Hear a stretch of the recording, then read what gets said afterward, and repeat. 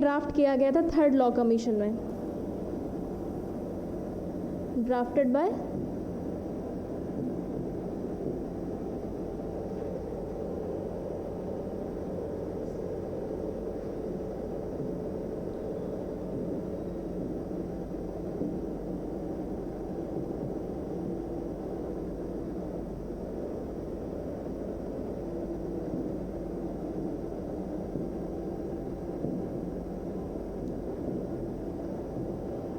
Law commission. क्या होता है, बार बार कमेटीज़ बनाई जाती हैं, उसमें गवर्नमेंट डिसाइड करती है, कई सारे रिटायर्ड जजेस वगैरह होते हैं, लॉ के एक्सपर्ट होते हैं, उन पे रिकमेंडेशन मांगी जाती है कि लॉज में हम क्या इम्प्रूवमेंट करें, क्या चेंजेस लाएं। ठीक है, तो इस कमेटी ने ड्राफ्ट किया था, बनाया था, यानी इंडियन कॉन्ट्रैक्ट एक्ट 1872।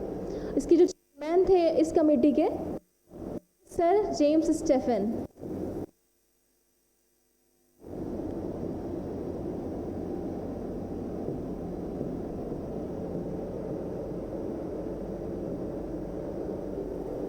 इंपॉर्टेंट चीज़ एमसीक्यू में पूछता है कि किसने ड्राफ्ट किया, किसकी चेयरमैनशिप में ड्राफ्ट हुआ है, लिखिए।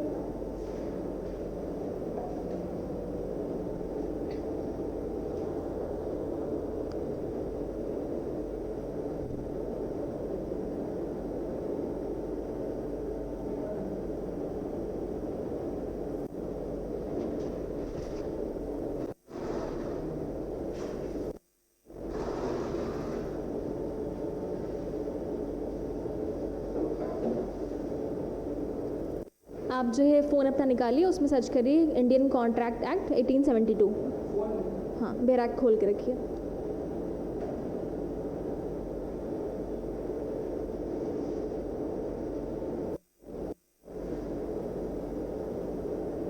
और ये इतना लिख लीजिए, फिर आगे बढ़ते हैं हम लोग।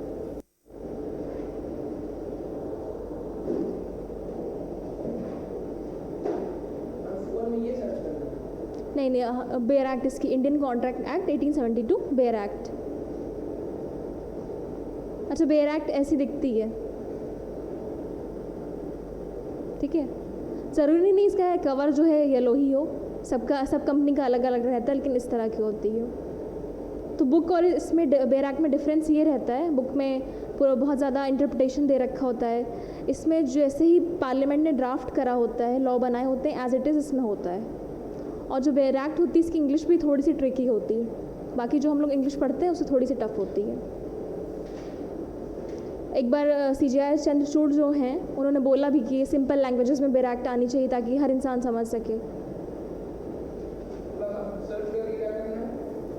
बेटा बेयर एक्ट ना, तो फिर कैसे सा ये लिख लो, फिर आगे बढ़े हम लोग।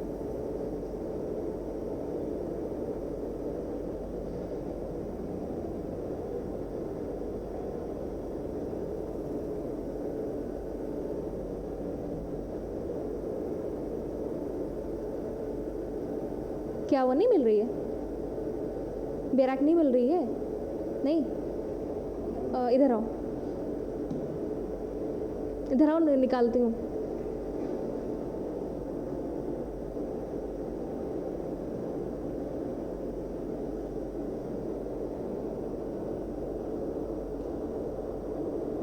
यह तो PDF डाउनलोड कर लो, है ये भी है।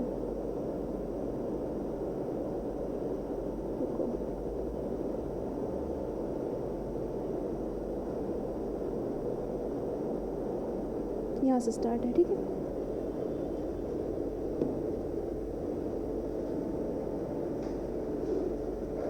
जल्दी लिखो, फिर आगे बढ़ें।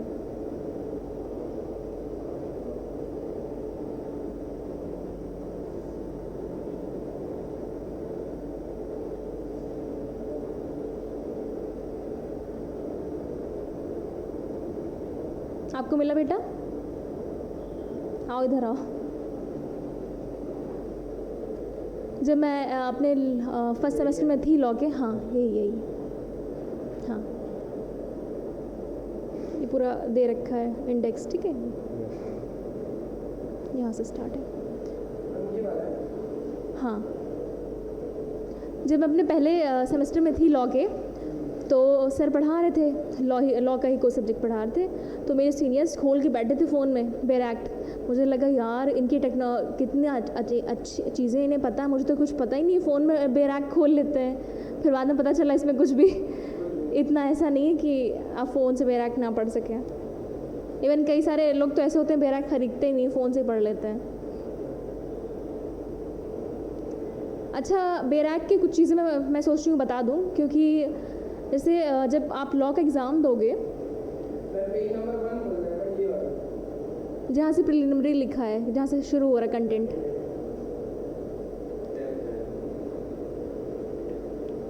तो बेर एक्ट जो उसका बार काउंसिल का एग्ज़ाम होता है ना, जब आप बेर एक्ट लोगे तो मैं बता दूँ कैसे लेनी है। बार काउंसिल का एग्ज़ाम होता है तो उसमें उन्होंने अब लॉ बना दिया है। पहले क्या होता था, जितनी बेर एक्ट, जितनी बुक्स, जितना कंटेंट ले जाना ले जाओ। अब धीरे धीरे लिमिट लगा रहे हैं, तो अब लिमिट लगा दी। अब ये बोला है सिर्फ बेर एक्ट ले जा सकते हैं, वो भी उसमें शॉर्ट नोट्स ना दिए हों। जैसे जो मेरी ये बेर एक्ट है, इसमें लिखा हुआ है ना विद शॉर्ट नोट्स, इसमें शॉर्ट नोट्स दे रखे हैं, केसेस दे रखे हैं, ठीक है। तो अब ये उन्होंने बना दिया है रूल कि पहले स्टेट का आप पेपर दोगे जब आपका लॉ कंप्लीट हो जाएगा, बार काउंसिल का। जब वहाँ का आपका रजिस्ट्रेशन हो जाएगा, आईडी आ जाएगी, सर्टिफिकेट आ जाएगा, रजिस्ट्रेशन नंबर मिल जाएगा, तब आप बार काउंसिल ऑफ इंडिया का एग्ज़ाम दे सकते हैं, ठीक है।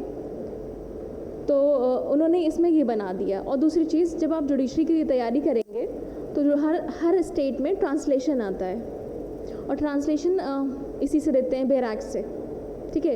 या जैसे कॉन्स्टिट्यूशन का प्रियम्बल उठा के दे दिया, उसे हिंदी में पूरा ट्रांसलेट करो, तो उसके लिए ज़रूरी है कि आपकी बेर एक्ट डिग्लोट होनी चाहिए, यानी हिंदी में भी हो वो आपकी बेर एक्ट, इंग्लिश में भी हो। तो बेर एक्ट लेना तो ट्राई करो कि डिग्लोट लो, हिंदी इंग्लिश दोनों में हो, ताकि फिर बाद में ना ख़रीदनी पड़े अगर जुडिशरी की प्रिपरेशन करो। और दूसरी चीज़ है कि शॉर्ट नोट्स ना हो। ये दो चीज़ें ये दोनों बातें ध्यान में रख के ख़रीदना बेर एक्ट, ठीक है। अभी मत ख़रीदो, लॉ में ख़रीदनी पड़ेगी। तो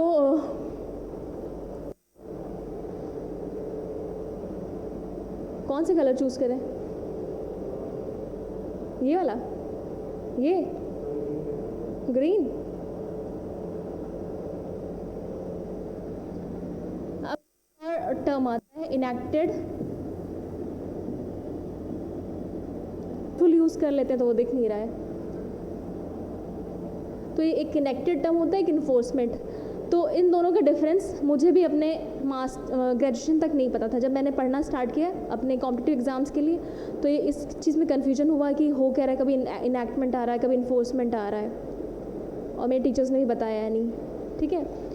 तो इनएक्टेड का मतलब होता है जब लॉ बन के तैयार हुआ है, ठीक है, लॉ बन गया है।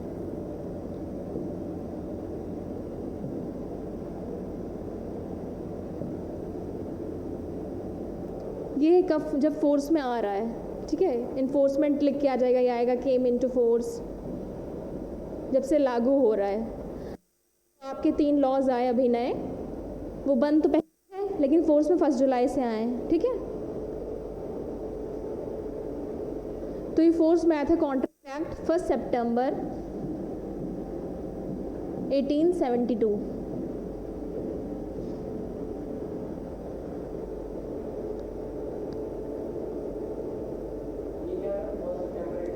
फोर्स में आया था, जैसे अभी आईपीसी 1 जुलाई को फोर्स में आया है, लागू हुआ। हाँ, इंडियन कॉन्ट्रैक्ट एक्ट 1 सितंबर 1872 को फोर्स में आया था, तब से ये लागू हुआ था। और ये हो गया था 25 अप्रैल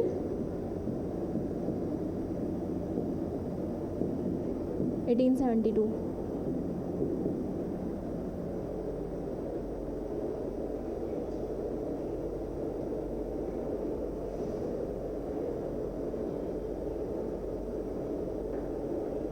ये तुम्हारे क्लैट की भी तैयारी हो रही, समझ लो जुडिशरी का प्रीलिम्स का भी पेपर तैयार कर रहे हो।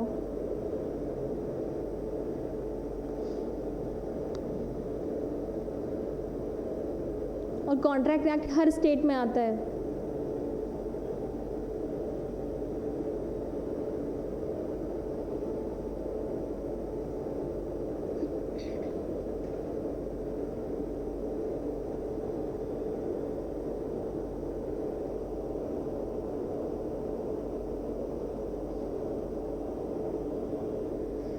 डन।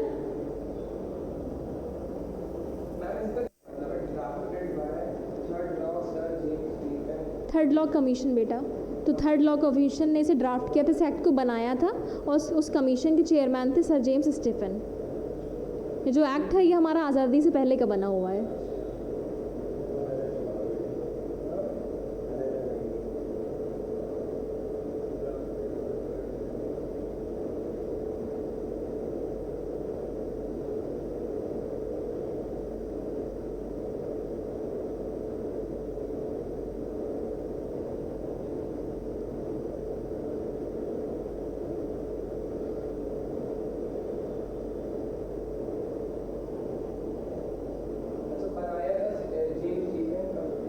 थर्ड लॉ कमीशन ने, इनके हेड थे जेम्स स्टीफन।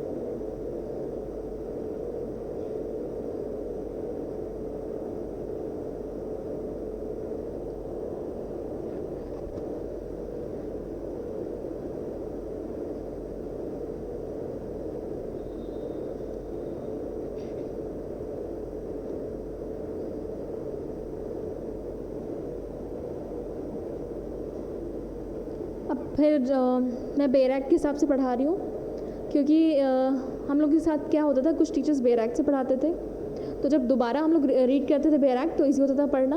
अदरवाइज जो सब टीचर्स ऐसे ही बेयर एक्ट के पढ़ाते थे तो बेयर एक्ट की लैंग्वेज फिर समझ में नहीं आती थी। ठीक है, तो प्रिलिमिनरी वर्ड जो दे रखा है इसका होता है कि इंट्रोडक्शन। ठीक है, तो सेक्शन 1 है। एक बात याद रखना, कॉन्स्टिट्यूशन में आर्टिकल्स बोलते हैं, लेकिन आईपीसी पढ़ेंगे, सीआरपीसी, एविडेंस, कॉन्ट्रैक्ट एक्ट, इसमें सेक्शन बोलते हैं। ठीक है, ये चीज़ तो पता है ना। नॉर्मल में क्या बोलते हैं? कॉन्स्टिट्यूशन में आर्टिकल बोलते हैं, और इसमें सेक्शन। सेक्शन। बेयर एक्ट में नहीं बेटा, बेयर एक्ट तो कॉन्स्टिट्यूशन की भी आती है। हाँ, कॉन्ट्रैक्ट हो गया, आईपीसी, सीपीसी, सीआरपीसी, एविडेंस, इस सब में सेक्शन। नहीं, मैं पूरा ऊपर ऊपर से पढ़ा रही हूँ ना, सब नहीं पढ़ना, अभी सब नहीं पढ़ पाओगे। तो सेक्शन 1 है शॉर्ट टाइटल, दिस एक्ट में be called the Indian contract act 1872। तो इस एक्ट को इंडियन कॉन्ट्रैक्ट एक्ट 1872 कहेंगे। फिर दूसरा दे रखा है कि कहाँ तक ये फोर्स में, मतलब कहाँ तक ये अप्लाई होगा। तो पहले तो जम्मू एंड कश्मीर को आर्टिकल 370 दे रखा था, तो उसमें कुछ प्रिविलेज उन्हें दे रखे थे। तो जब आर्टिकल 370 उनके पास था, जम्मू कश्मीर के पास, तो बहुत सारे लॉज वहाँ पे अप्लाई नहीं होते थे जब तक वहाँ की गवर्नमेंट कंसेंट ना दे। लेकिन जब से ये हटा है 370, तो अब सारे लॉज वहाँ भी एप्लीकेबल हो गए, जैसे बाकी सारे पार्ट्स पे एप्लीकेबल हैं। तो ये पूरे इंडिया पे अप्लाई होता है।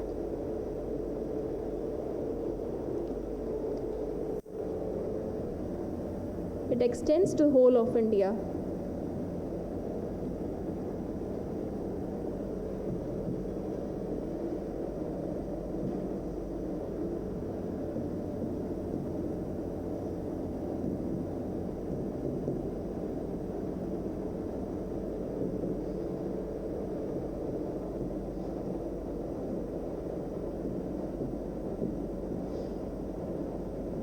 तो पहले तो ये अप्लाई नहीं होता था जम्मू एंड कश्मीर पर, लेकिन जब से आर्टिकल 370 एब्रोगेट हुआ है, हटा है, तब से अप्लाई होता है पूरे इंडिया पे। फिर दूसरा सेक्शन है इंटरप्रिटेशन क्लॉज, यानी डेफिनेशन क्लॉज।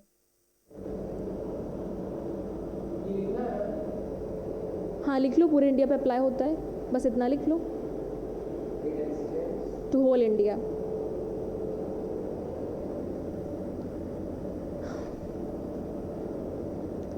सेक्शन 2 है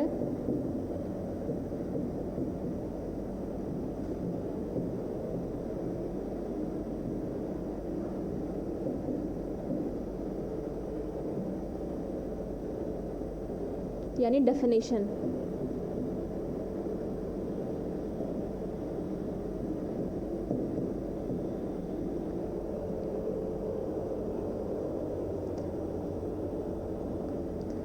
सेक्शन 2A में दे रखा है प्रपोजल।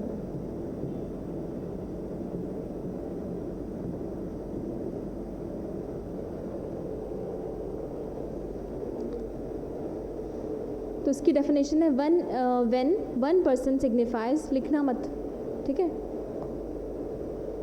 बस ये हेडिंग डाल दें। बस ये लिख लो, to a proposal. When one person signifies to another his willingness to do or to abstain from doing anything with a view to obtaining the assent of the other to such act or abstinence, he is said to make a proposal.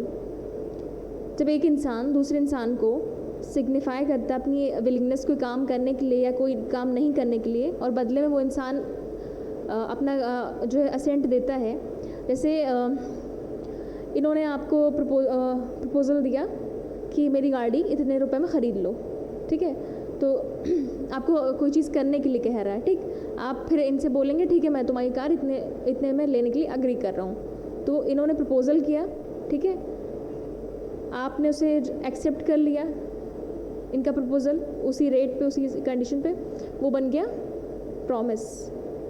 और जहाँ पे promise है और अगर consideration होना ज़रूरी है contract में, जब कंसिडरेशन है तो अग्रीमेंट बन गया, और अगर अग्रीमेंट लीगल है तो कॉन्ट्रैक्ट बन जाएगा।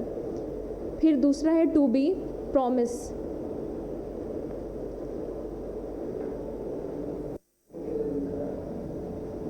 क्या चीज़ बेटा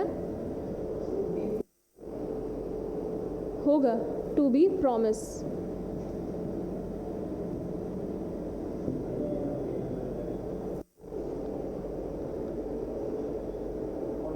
When the person to whom the proposal is made signifies his assent, the proposal is said to be accepted. तो जिस इंसान को प्रपोज़ल दिया जा रहा है, जब वो एक्सेप्ट कर लेता है उस प्रपोज़ल को, तो माना जाएगा कि एक्सेप्ट हो गया proposal. A proposal when accepted becomes a promise. जब एक प्रपोज़ल एक्सेप्ट हो जाता है तो वो प्रॉमिस बन जाता है।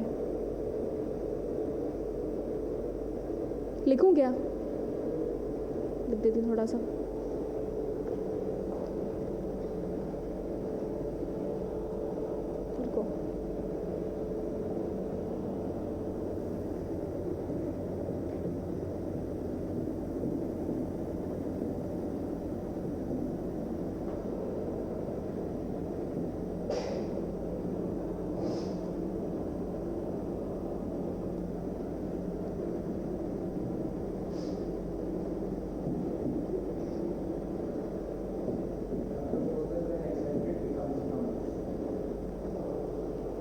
क्या बेटा? वही रिपीट करेगा। प्रपोजल अच्छा। Accepted becomes promise.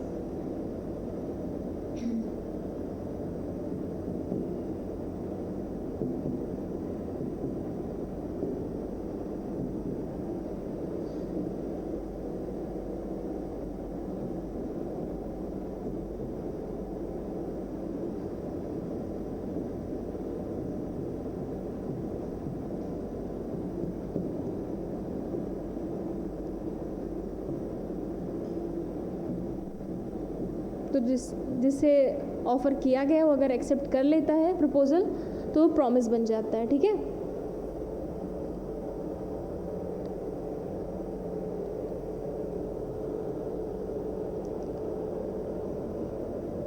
अब 2C दे रखा है, प्रॉमिसर और प्रॉमिसी।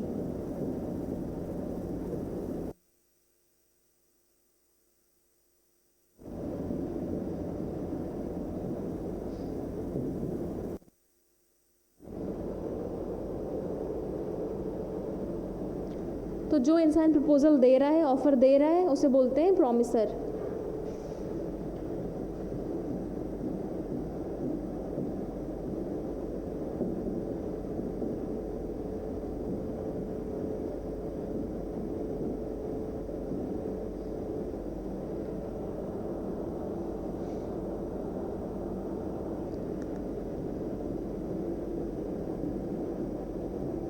ये लिख लो शॉर्ट में।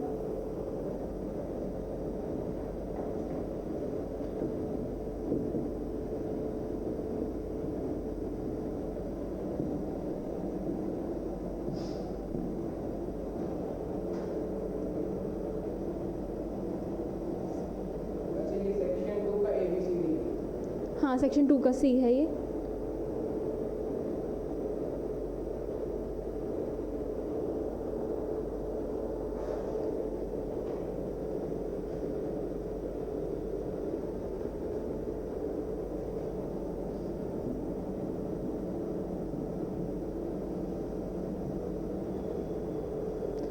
तो सेक्शन 2C में दे रखा है कि प्रॉमिसर और प्रॉमिसी कौन होता है। वो इंसान जो प्रपोजल दे रहा है यानी ऑफ़र दे रहा है वो प्रॉमिसर होता है, जो एक्सेप्ट कर रहा है उस प्रपोजल को, ऑफ़र को, वो प्रॉमिसी होता है। लिख लो बेटा, लिख लिया।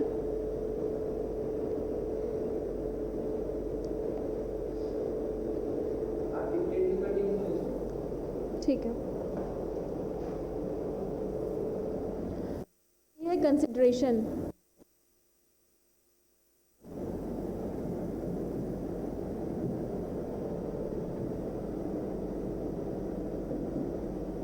कंसिडरेशन का मतलब ये है कि जैसे सपोज़ करो कोई भी चीज़ आप ख़रीद रहे हो, बेच रहे हो, मैंने कार का एग्जांपल दिया, तो उन सामने वाले को कार मिल रही है, आपको पैसे मिल रहे हैं, कंसिडरेशन हो रहा है, दोनों को कुछ ना कुछ मिल रहा है, ठीक है। जब तक कंसिडरेशन होता है तब तक कॉन्ट्रैक्ट नहीं होता। हाँ, कॉन्ट्रैक्ट के लिए कंसिडरेशन ज़रूरी है, लेकिन कुछ एक्सेप्शंस है इसमें जहाँ पे कॉन्ट्रैक्ट हो सकता है, वो आगे डील करेंगे हम लोग।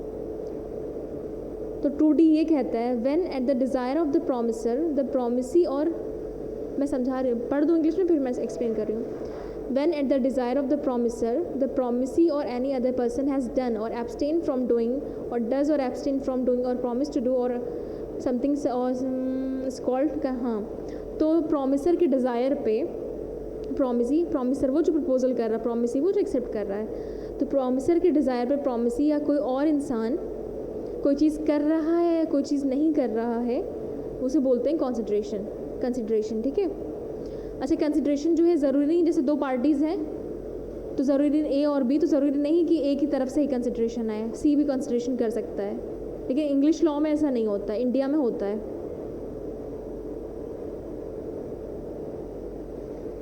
टू ई है फिर agreement.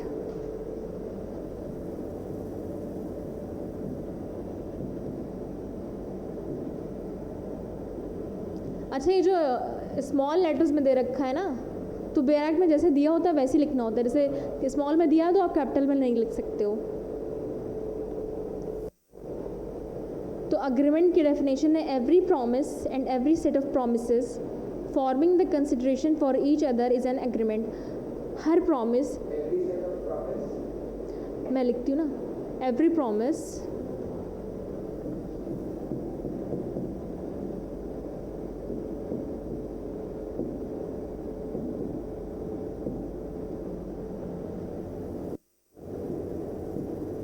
and every set of promises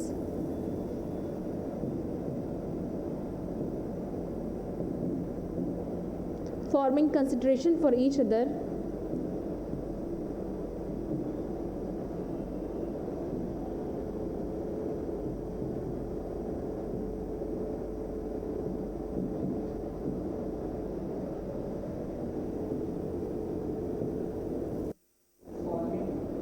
forming consideration for each other is an agreement.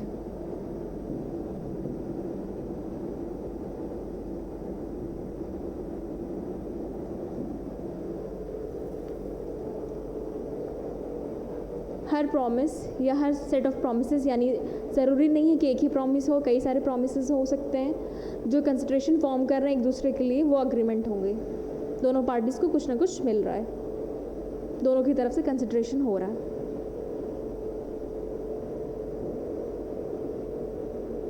Promise और कंसिडरेशन हो जाता है तो अग्रीमेंट हो जाता है। हाँ, और अगर अग्रीमेंट लीगल हुआ तो फिर कॉन्ट्रैक्ट हो जाता है। अब इसे कार खरीदे तो वो लीगल या अग्रीमेंट होगा। हाँ, जो ऑब्जेक्ट हो रहा है, जिस चीज़ पे आप कॉन्ट्रैक्ट कर रहे हो, अग्रीमेंट कर रहे हो, वो लॉफुल होना चाहिए, कंसिडरेशन भी लॉफुल होना चाहिए। अब ये नहीं आप बोल रहे हो कि अगर आप किसी को मारो पीटो या किसी की डेथ कॉज कर दो तो मैं तुम्हें अपनी गाड़ी कार दे दूंगा। हाँ नहीं खरीदने की अलग गाड़ी कॉन्ट्रैक्ट हुआ। हाँ, और एक और चीज़ होती है, कंसिडरेशन के लिए ज़रूरी नहीं है कि एक एडवोकेट या सफिशिएंट कंसिडरेशन हो, कम भी हो। जैसे कोई चीज़ है उसकी कीमत 5 लाख रुपए, आप 1 लाख में ख़रीद बेच रहे हो तब भी वैलिड है। बस ये है कि कानून की नज़रों में उसकी वैल्यू होनी चाहिए, वो इल्यूजरी ना हो, यानी इमेजिनरी ना हो, वो एग्जिस्ट करती हो चीज़। 2F है रेसिप्रोकल प्रॉमिस।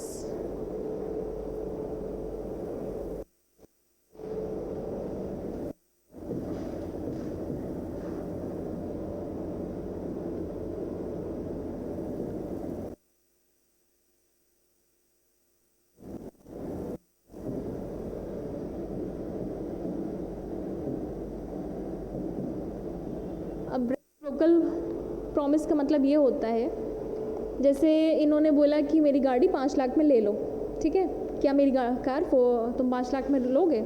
आपने बोला कि मैं तुम्हारी कार 4 लाख में लेने के लिए अग्री कर रहा हूँ, तो ये रेसिप्रोकल प्रॉमिस हो गया। उन्होंने आपको कोई और ऑफ़र दिया, आपने इन्हें, हाँ, तो ये रेसिप्रोकल प्रॉमिस हो गया। 2G है वॉइड अग्रीमेंट।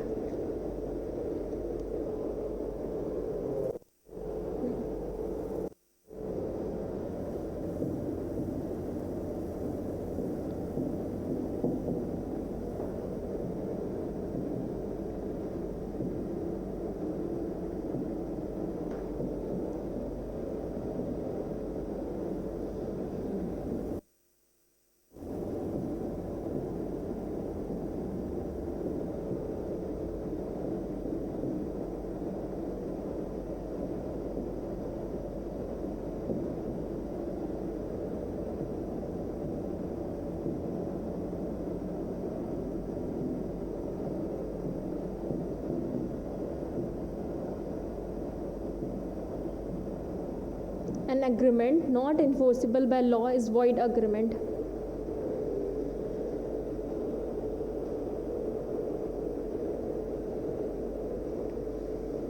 जैसे कोई चीज़ लीगल तरीके से हो रही है, लीगल है, तो आप उसके लिए कोर्ट जा सकते हो ना। अगर लीगल ही नहीं है तो फिर कोर्ट उसे कंसिडर नहीं करेगा।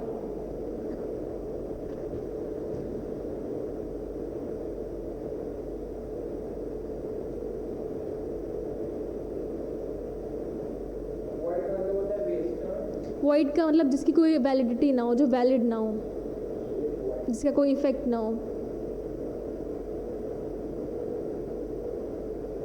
जो नल हो एकदम, जिसको वैल्यू नहीं है।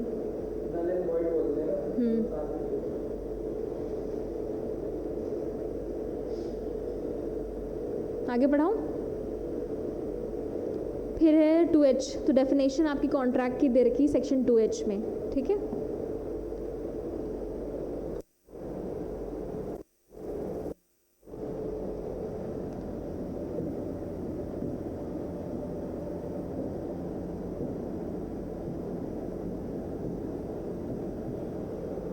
An agreement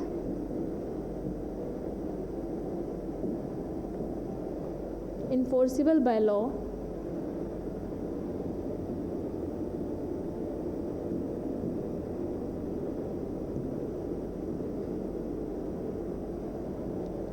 is contract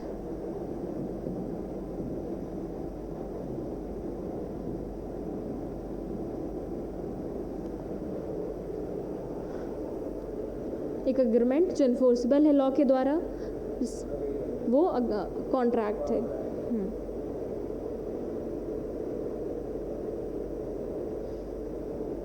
2I में दे रखा है वॉइडेबल कॉन्ट्रैक्ट।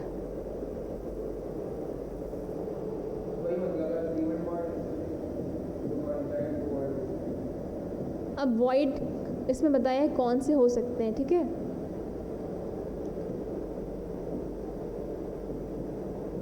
जो एक पार्टी के ऑप्शन पे वैलिड भी हो सकते हैं, वॉइड भी डिक्लेयर हो सकते हैं। जैसे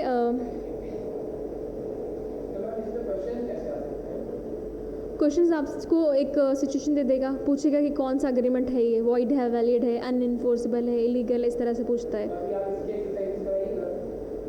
MCQ हाँ कराऊंगी बिल्कुल। हाँ वो होता है, बिल्कुल MCQ कराऊंगी। तीनों सब्जेक्ट, 3 मेरे सब्जेक्ट हैं, तीनों के कराऊंगी। टॉर्ट, कॉन्ट्रैक्ट और IPC यानी BNS। और क्लैट का कोई ये सिलेबस तो स्पेसिफाई करते नहीं है। और अब जो एग्ज़ाम्स हैं मोस्ट प्रोबेबली BNS आएगा, क्योंकि वो इफ़ेक्ट में आ चुका है, फोर्स में आ चुका है। लेकिन दोनों पढ़ाऊंगी, IPC भी पढ़ाऊंगी, BNS भी। न्याय संहिता,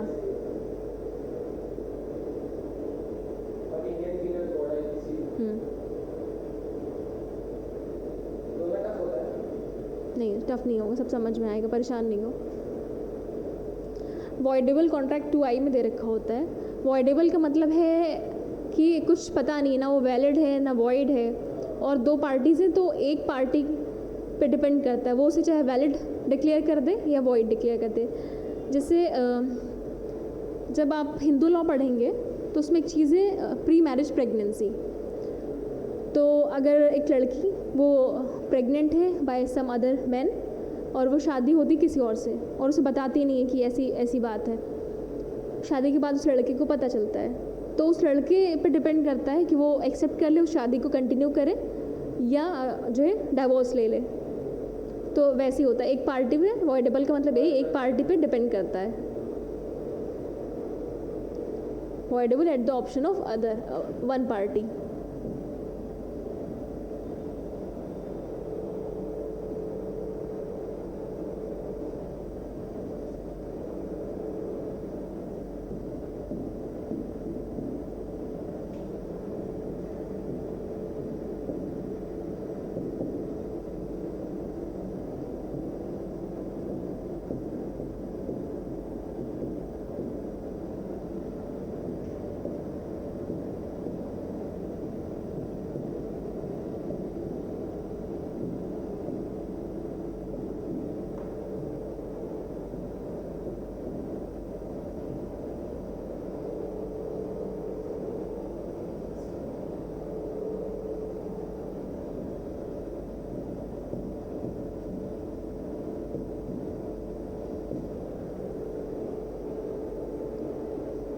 समझ आए बच्चे?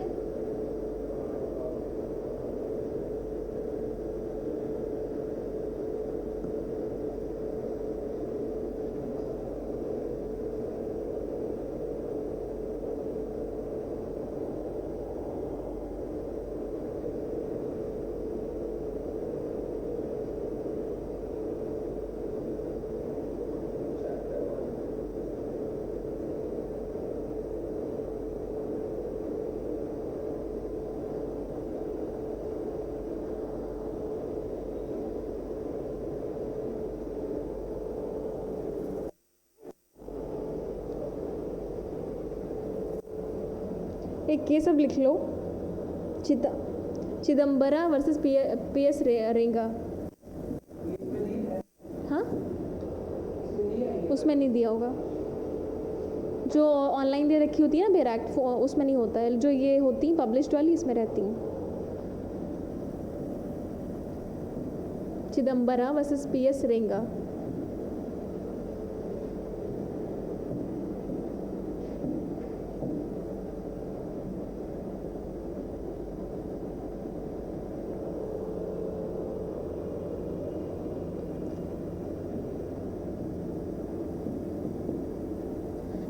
कंसिडरेशन से रिलेटेड है।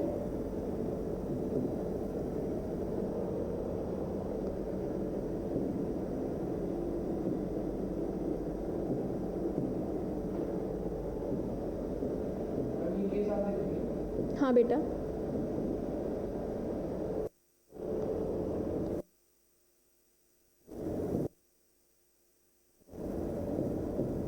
मैंने अभी बताया है कि कंसिडरेशन के बारे में, वही है ये, लेकिन इंपॉर्टेंट केस इसलिए लिखवा रही हूँ।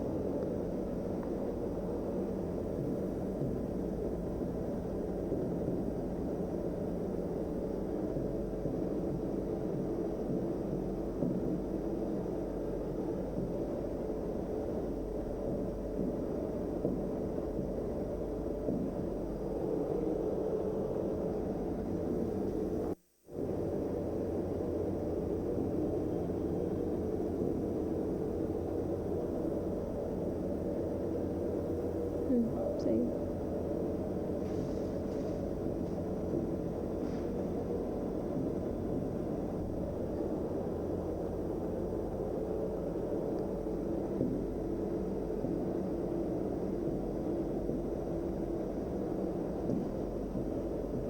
इतना लिखो, फिर इरेज करके आगे लिखवाऊंगी। मैंने वही चीज़ बताई ना कि कंसिडरेशन ऐसा हो जिसमें सिर्फ पार्टीज़ नहीं, लॉ की नज़रों में भी उसकी कोई वैल्यू हो, और एडवोकेट हो या ना हो, बस इल्यूजनरी ना हो, यानी इमेजिनरी ना हो, एग्जिस्ट करता हो, वैलिड हो। ठीक है, हो गया? लिखा ये लिख लो। इतना लिखो, फिर आगे मैं आगे वाली जो लाइन बोल रही हूँ मैं लिख दूँगी।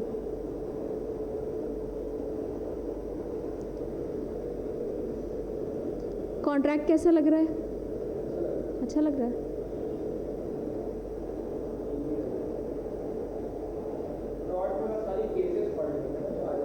केसेस इसमें भी हैं, सब में रहते हैं।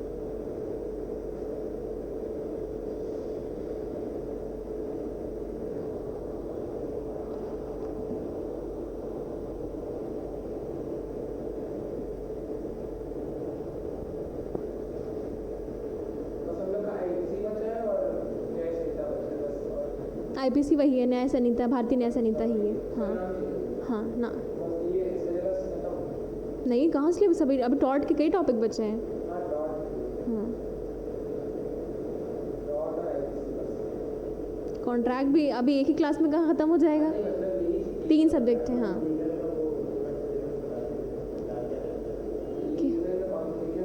हाँ, कॉन्ट्रैक्ट है,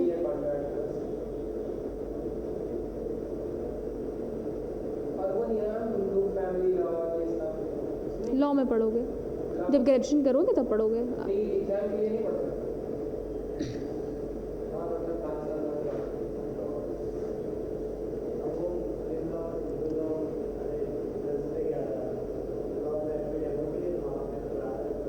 क्या बेटा? तो मैंने नहीं पढ़ाया वो।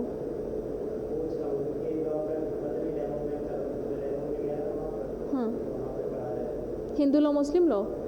एक बार मैं फिर से PYQ देख लूँगी, अगर कोई क्वेश्चन आ रहा है तो मैं डील करा दूँगी।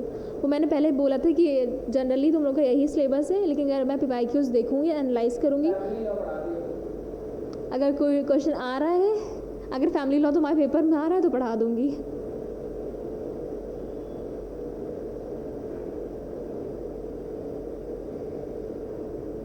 फैमिली लॉ भी अच्छा है। और आप कुछ ऐसा साइट बता दीजिए जिससे ये सब हम लोग रिवाइज कर सकें, क्वेश्चंस और मिल सके, MCQ वगैरह। बेटा बहुत सारी वेबसाइट्स मैंने उस दिन बताई थी, एग्ज़ाम वेदा है, इंडिया बिक्स कर लो जनरल नॉलेज के लिए, ठीक है। तो कई बार होता है बुक से नहीं पढ़ने का मन होता है, लेटे सोते टाइम रात में, या कभी लेट पूरा टाइम बैठ के भी नहीं पढ़ सकते, फिर बैक पेन होने लगेगा, तो फ़ोन से MCQ कर लिए। तो एग्ज़ाम वेदा है और बहुत सारे ऐप हैं। हाँ, उसमें सारे सब्जेक्ट के तुम्हें मिल जाएंगे।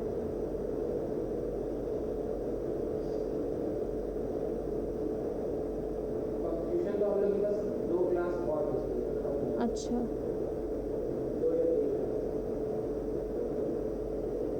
क्या वो कुछ बोल रहा है? बताओ बताओ।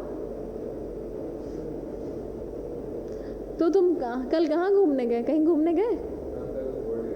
कोर्ट गए थे, क्यों? हाँ, अच्छा, तुमने तो नहीं लड़ाई करी?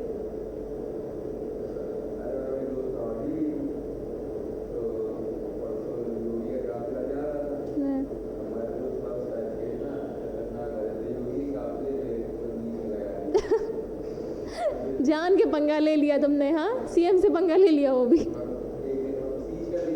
हाँ,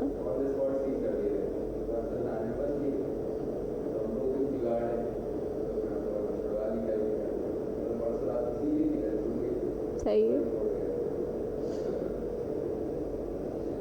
जान जान के पंगा लेना है।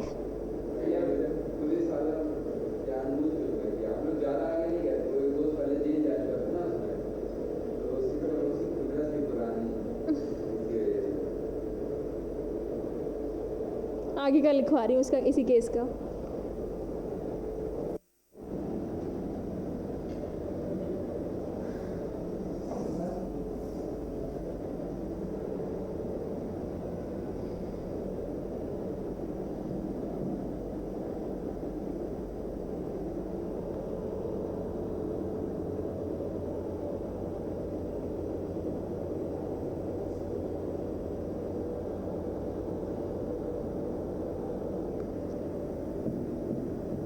इसी केस का आगे का है, ठीक है।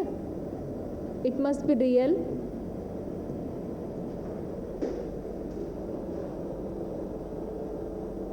एंड नॉट इल्यूजनरी, यानी इमेजिनरी ना हो।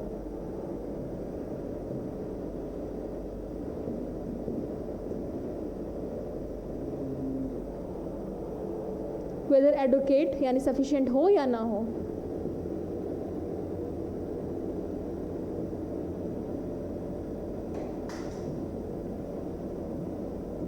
और नॉट।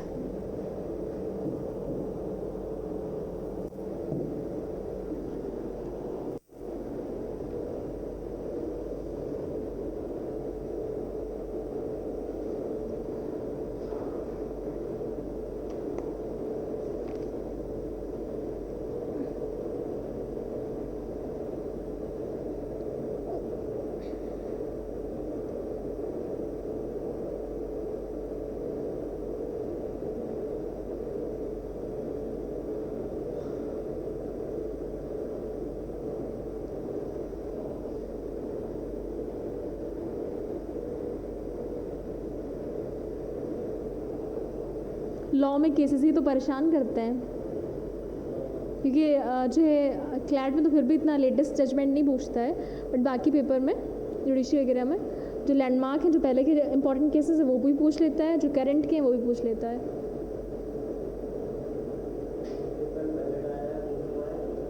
बजट हाँ मैं पढ़ा दूंगी ऊपर ऊपर से, संडे को जब क्लास लूँगी ना न्यूज़पेपर की तो बजट पढ़ाऊँगी।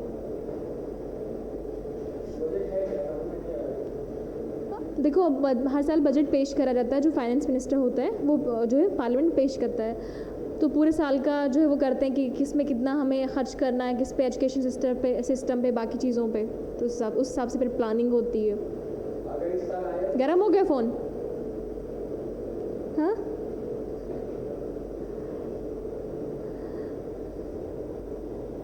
तो मैं खुद देख रही थी बजट चल रहा है आजकल, तो मैंने खुद सोचा था कि बजट कवर करूँगी। फिर एक केस है फेल्ट हाउस वर्सेस बिंडले। कौन सा केस बताया था बच्चे? इस केस में ये कहा कोर्ट ने कि कंसिडरेशन जो है ज़रूरी नहीं है कि मतलब कोई प्रॉपर्टी उसकी कितनी भी कीमत हो, आप उसे कितने भी कम दाम में बेच सकते हो, ठीक है। ज़रूरी नहीं हो कि एडिकेट हो यानी सफिशिएंट हो, उस जो वैल्यू उससे कम भी हो सकती है, बस रियल हो, इमेजिनरी ना हो, मतलब वो एग्जिस्ट करती हो और वो इमेजिनरी ना हो, वो एग्जिस्ट, ठीक है, ये चीज़ है। लीगल हो, आपकी मर्ज़ी, आपकी प्रॉपर्टी की।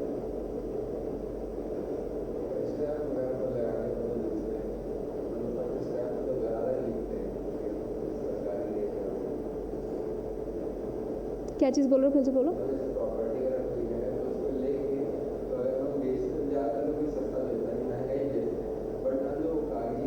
ताकि उन्हें टैक्स कम भरना पड़े, जान के करते हैं। ये दूसरा केस है फेल्ट हाउस वर्सेस बिंडले।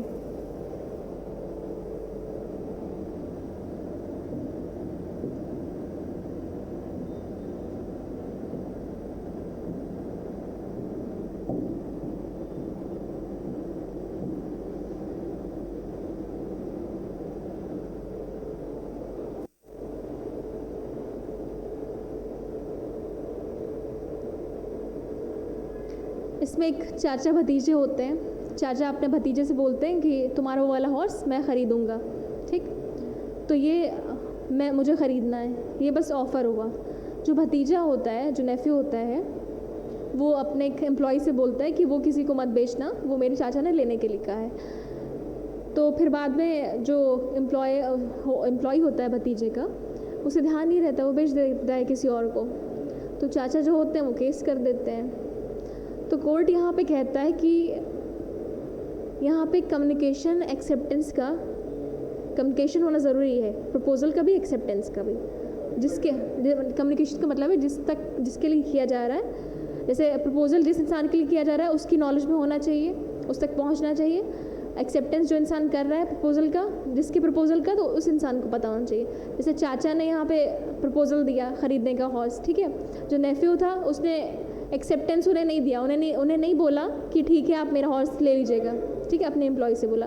तो ये यहाँ वैलिड कम्युनिकेशन नहीं हो रहा है एक्सेप्टेंस का, इसलिए यहाँ पे कोई कॉन्ट्रैक्ट नहीं है यहाँ पे। और वैसे भी अगर कर भी देता तो उसे प्रॉमिस होता तो कॉन्ट्रैक्ट कम होता। हाँ प्रॉमिस होता तो तब वो हो नहीं बेटा, तब वो होता, हाँ एग्रीमेंट बनता। देखो प्रॉमिस, देखो उन्होंने बोला ऑफर किया, वो एक्सेप्ट कर रहा है, ठीक है, पैसे से बेच खरीद रहे हैं, कंसिड्रेशन हो रहा है, बिना कंसिड्रेशन के नहीं हो रहा है, तो वो अग्रीमेंट हो गया।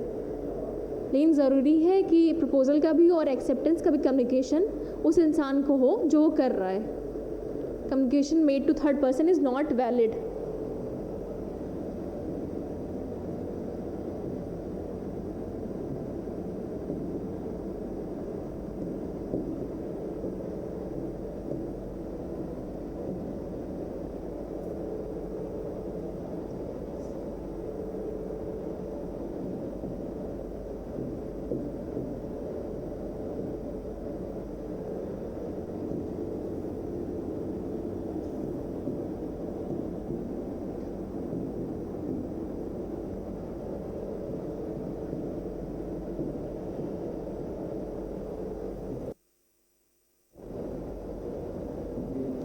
है कि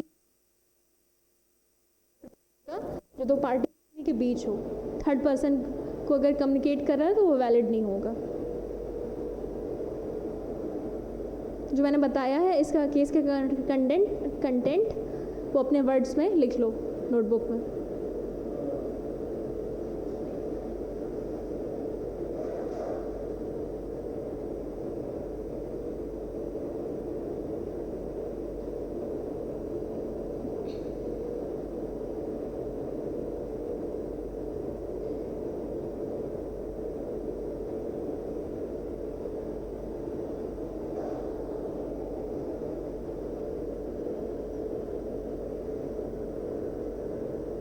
अच्छा, जब आप लोग शॉपिंग करने जाते हो, ठीक है, सपोज़ करो किसी भी शॉप में गए, उन्होंने कपड़े लगा रखे हैं बाहर से भी अच्छे से पूरा, ठीक है, तो जो उन्होंने सामान लगा रखा है तो वो क्या है?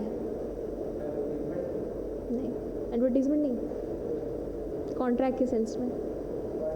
हाँ हाँ, जब अगर आपने कोई सामान उठा के आप उनके पास गए काउंटर पे बिलिंग कराने, वो चीज़ क्या है? बता रही हूँ। जब उन्होंने कोई सामान अपनी शॉप में लगा रखा है, बेचने के लिए लगा रखा है, वो है इनविटेशन टू ऑफ़र।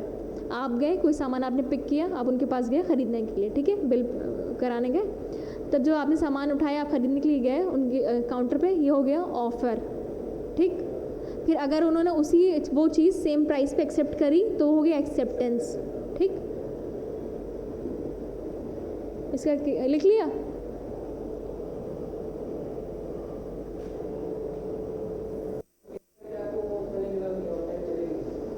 नहीं, मैंने वो नहीं करना पड़ता है।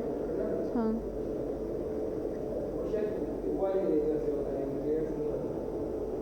पता नहीं। ओके। फिर इसी का जो मैंने चीज़ समझाई, इसी का केस है।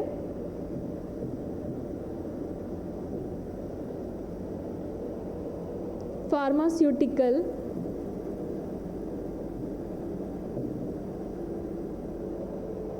Society of Great Britain, pharmacy जो होता है वो उसका फार्मास्यूटिकल, CEUTICAL,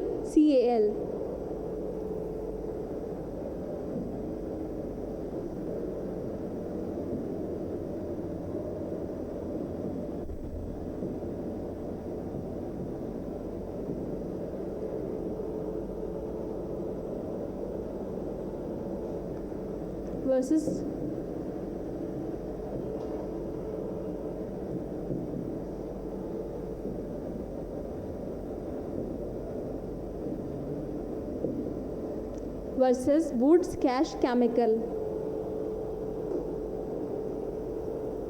तो इस कहा गया the exposure of goods by shopkeeper does not amount to an offer. Exposure of goods यानी भाई जो गुड्स उसने अपनी शॉप में लगा रखे हैं शॉपकीपर ने, वो ऑफ़र नहीं है। On picking the goods it is an offer by the customer to buy. जब कस्टमर उन गुड्स को उठाता है तो वो कस्टमर की तरफ से ऑफ़र हो रहा है उन गुड्स को ख़रीदने के लिए। और जब शॉपकीपर एक्सेप्ट कर लेता है उसका ऑफ़र, तब वो एक्सेप्टेंस बन जाता है। लिखूं या लिख लोगे? लिख दूं?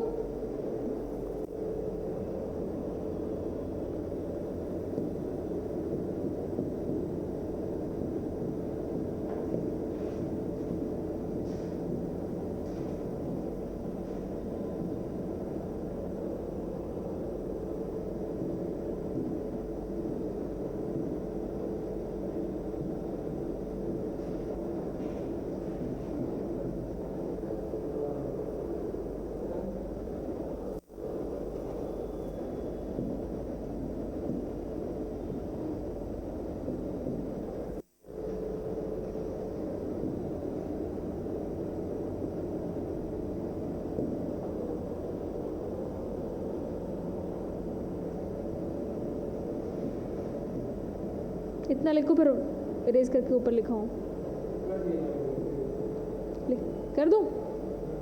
ठीक है।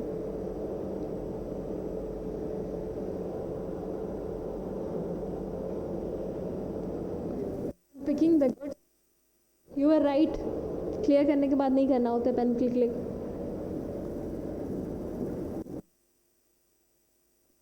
On picking the goods,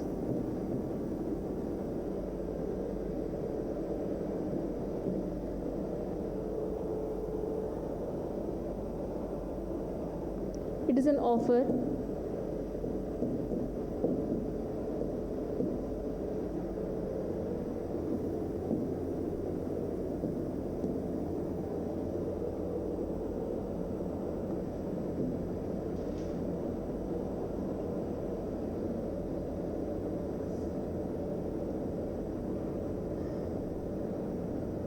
it's an offer by customer to buy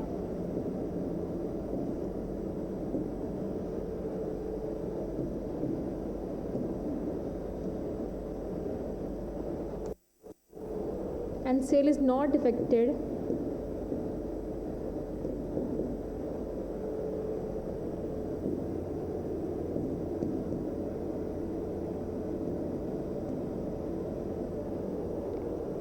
until the buyer's offer price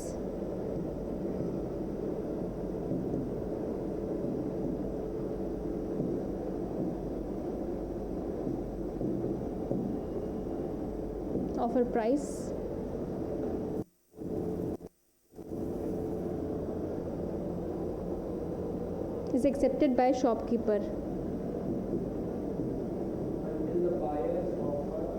buyers यानी बायर का ऑफर जो है प्राइस पे इज एक्सेप्टेड बाय शॉपकीपर।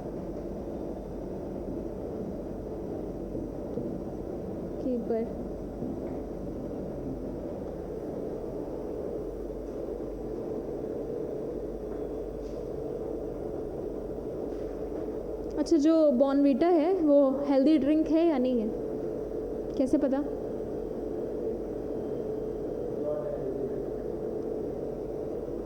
वो जो एडवर्टीज़मेंट देते हैं उसमें यही दिखाते हैं कि हेल्दी ड्रिंक है, लेकिन सुप्रीम कोर्ट का भी एक जजमेंट आया है जिसमें सुप्रीम कोर्ट ने बोला कि आप जो हेल्दी ड्रिंक का जो टैगलाइन आपने दे रखा है उसे हटाइए जब आपकी ड्रिंक हेल्दी नहीं है। तो मिसलीडिंग एडवर्टीज़मेंट है। हाँ, फेयरनेस नहीं आती है, और एक तरह से देखो बहुत ही कम एडवर्टीज़मेंट जेन्युइन होते हैं, सब फेक होते हैं। मोस्टली बोलते हैं आप ये करिए, ये नहीं हुआ तो पूरे पैसे वापस, आधे पैसे वापस, या इससे ये होता किसी से कुछ नहीं है। या जो फेयर एंड लवली है, कहीं ना कहीं आप जो है रेसिज्म कर रहे हो फिर तो।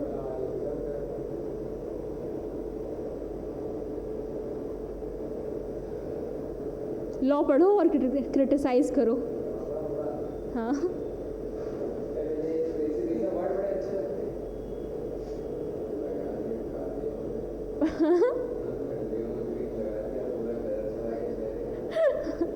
अब नहीं लगाना क्रीम, ऐसे ही तुम गोरे हो, तुम्हें क्रीम क्यों लगा रहे हो?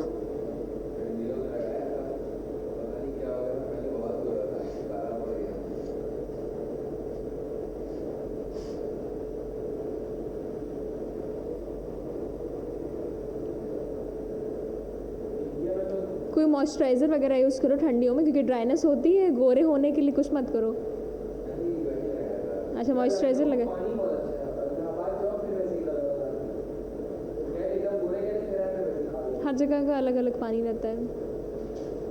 जैसे मेरे वहाँ का जो पानी वो येलोइश है, येलो है। अच्छा है कि बुरा तो थोड़े दिन आप रखोगे वो पीला हो जाएगा। वो जो बाल्टी रहती है वो एकदम पीली हो जाती है सब। लखीमपुर डिस्ट्रिक्ट की मैं हूँ ना वहाँ।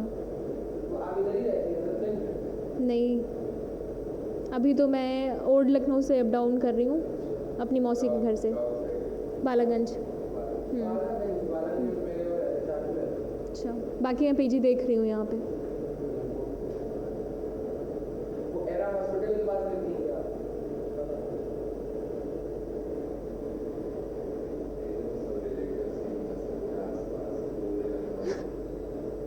आप इतनी दूर आती हैं ना? Bye metro? नहीं, मेट्रो पूरे लखनऊ में कहाँ है, मेट्रो कहाँ है? उधर तो है ही नहीं। आप स्कूटी से आती हैं? नहीं, कैब से आती हैं? ऑटो से। हाँ हाँ, संघर्ष ही संघर्ष है। अभी तक लग रहा था जॉब लग जाए, अब लग रहा है यार स्टूडेंट लाइफ अच्छी थी। हर फेस पे संघर्ष ही संघर्ष है। और हम लोग से पहले आ जाते हैं, हम लोग लेट जाते हैं। मैं तो टाइम पे ही आऊँगी ना। बहुत ट्रैफिक है यहाँ पे। पौने 10 पे निकले थे, 10:15 पे आए। कहाँ से निकले थे? 9:45 पे। कार से जॉब। अच्छा,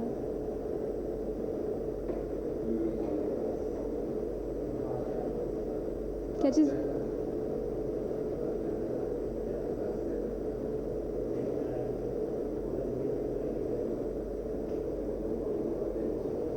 मैम आपको यानी ये रियल जगह यहाँ नहीं है? आप कहाँ की? लखीमपुर, लखीमपुर? ये कहाँ पे? सीतापुर के पास। सीतापुर की नहीं पता। अच्छा, एक और केसेस लालमल शुक्ला वर्सेस गौरी दत्त, लिख लिया ना ये?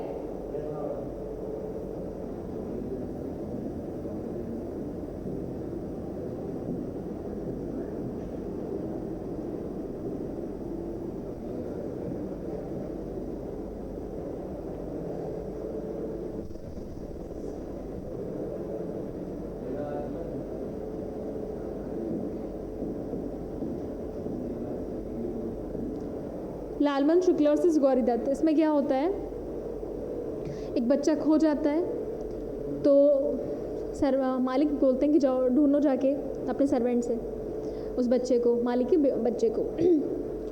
तो जब वो चला जाता है ढूंढने के लिए, उसके बाद एक वो एडवर्टीज़मेंट निकालते हैं मालिक कि जिसने भी इस बच्चे को ढूंढा मैं उसे इतने रुपए दूंगा। तो फिर बाद में जो सर्वेंट होता है वो ढूंढ के ले आता है उस बच्चे को। बता रही हूँ ना, ढूंढ के ले आते हैं उस बच्चे को, और जब ढूंढ के ले आता है सर्वेंट तब उसे पता चलता है कि इन्होंने ऐसा ऑफ़र करा था कि जो मतलब ढूंढेगा उसे हम इतना पैसा देंगे। तो यहाँ पे क्या होना चाहिए? पैसे मिलने चाहिए उस सर्वेंट को या नहीं? क्यों? लेकिन हाँ उसको पता नहीं था। हाँ, मैं बता रही हूँ, लालमन शुक्ला वर्सेस गौरी दत्त, ये एक केस है जो कि इम्पोर्टेंट है, लिख लेना, ठीक है? तो इसमें क्या होता है, एक बॉय होता है वो खो जाता है, तो जो मास्टर होते हैं वो अपने सर्वेंट को बोलते हैं कि इसे ढूंढ के लाओ, ठीक है? ढूंढ के लाओ उस बच्चे को। जब वो चला जाता है सर्वेंट ढूंढने के लिए, तब वो मास्टर एक एडवर्टीज़मेंट निकालते हैं, जैसे न्यूज़पेपर में नहीं देखा होगा कि ये गुमशुदा मतलब लापता हो गए हैं, इतने आप इन्हें ढूंढ लोगे तो इतने रुपए देंगे, ठीक है? तो वैसे ही उन्होंने निकलवाया मास्टर ने। जब वो सर्वेंट उस बच्चे को ढूंढ के ले आया घर वापस, तब उसे पता चला कि इन्होंने ऐसा ऑफ़र करा था कि जो ढूंढेगा लड़के को उसे पैसे मिलेंगे इतने। तो क्या होगा यहाँ पे, जो सर्वेंट है उसे मिलने चाहिए पैसे या नहीं? पहले नहीं, वो उन्होंने ऑफ़र कर दिया उसके बाद लाया है, लेकिन उस ऑफ़र का उस सर्वेंट को नहीं पता है। हाँ, तो वही सर्वेंट ने क्लेम किया, तो उसमें यही कोर्ट ने कहा कि जो है उस चीज़ को उसे ऑफ़र, वो पहले ही एक्ट कर रहा है ऑफ़र के पहले ही।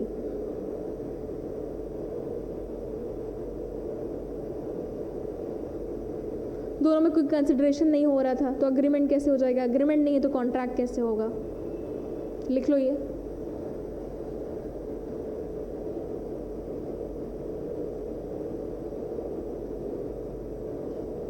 इसका रिजल्ट क्या निकला? किसका बेटा? इसी केस का। इसी केस क्या बोला? कोर्ट ने बोला कि जो है कंसिडरेशन नहीं हो रहा है, जो ऑफ़र हो रहा है उसे पता नहीं है, सर्वेंट को उससे पहले ही वो चला गया है ढूंढने। तो जब उसे ऑफ़र ही नहीं पता है, ऑफ़र का कम्युनिकेशन ही नहीं हो रहा उसे, तो कैसे वो इसके लिए एलिजिबल होगा, एंटाइटल्ड होगा? ठीक है।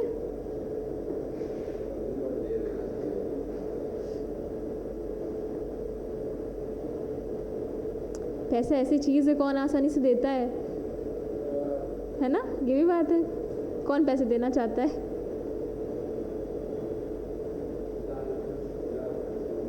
दत्त।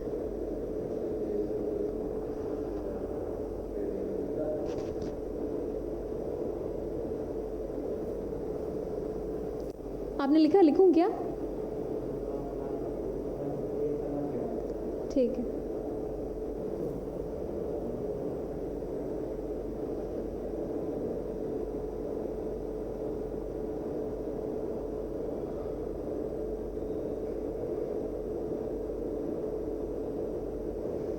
अमन, तुम कुछ परेशान परेशान लगते हो, कोई बात? अभी अच्छा नहीं लग रहा है यहाँ पे?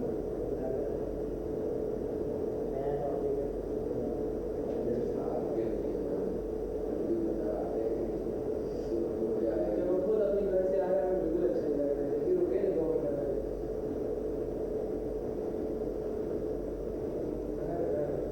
हाँ, घर घर होता है। और घर का खाना मुंह क्यों बना रहे हो?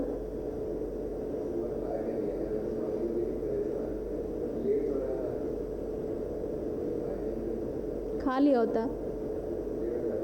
कोई बात नहीं, यूट्यूब पे है क्लास, आ जाती है।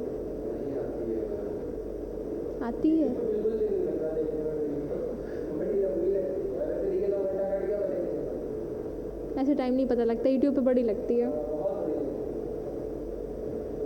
तू उसकी स्पीड में चलाते हैं मुझे बड़ी लगती है।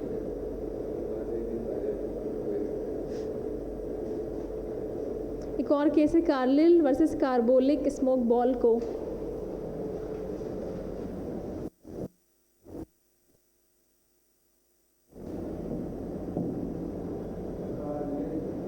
कार्लिल ये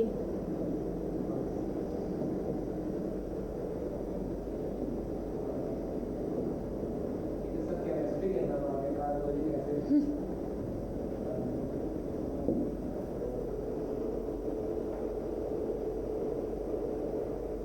ये सब केस पढ़े रहेंगे तो हमें आइडिया रहेगा ना कि कोर्ट किस तरीके से हाँ बेटा। जजमेंट देता है।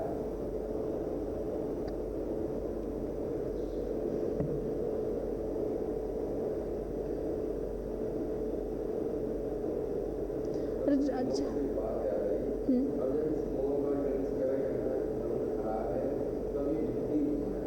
बिकती क्यों है? क्योंकि गवर्नमेंट को बहुत ज़्यादा टैक्स मिलता है, इसलिए ख़राब है। जो आप एडवर्टीजमेंट भी देखोगे, मूवी भी है, उसमें अगर होता धूम्रपान निषेध, धूम्रपान हानिकारक है हेल्थ के लिए, यही तो नीचे लिख के आता है टीवी पे। हाँ, एडवर्टीजमेंट भी देते हैं कि धूम्रपान से कैंसर हो रहा है, ये हो रहा है, बहुत सारी चीज़ें। फिर भी गवर्नमेंट नहीं रोक रही, नहीं बंद कर रही। गवर्नमेंट चाहे तो बंद कर सकती है, क्यों? क्योंकि उन्हें टैक्स मिल रहा है। अब जैसे आप बार बार देखोगे तो पॉलीथीन जो होती है प्लास्टिक होती है, और प्लास्टिक बहुत ही ज़्यादा हार्मफुल है, ठीक है, क्योंकि वो डिकम्पोज नहीं होती है। तो बार बार प्रशासन जो है सख्त होता है, चेकिंग करते हैं। जितने ठेले वाले होते हैं, छोटे छोटे शॉप होते हैं, ये इन्हें ज़्यादा क्या करते हैं, ये जूट के थैले नहीं रखते हैं। जैसे मॉल वगैरह शॉप पे जाओ, जूट के कैरी बैग होते हैं, वो बढ़िया होते हैं, वो हार्मफुल नहीं होते, लेकिन वो महंगे पड़ते हैं। तो ये पॉलीथीन्स रखते हैं जितने भी लोग, ये स्ट्रीट वेंडर्स होते हैं, ठीक है। तो बीच बीच में पुलिस छापे मारती है, जब्त करती है, मुआवजा लगाती है।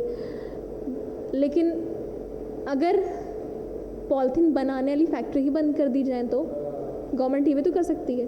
गवर्नमेंट ये रूल बना रही है कि पॉलीथीन ना यूज़ हो, तो फैक्ट्री क्यों नहीं बंद करी है पॉलीथीन बनाने वाली? क्योंकि वहाँ से उन्हें प्रॉफिट हो रहा है।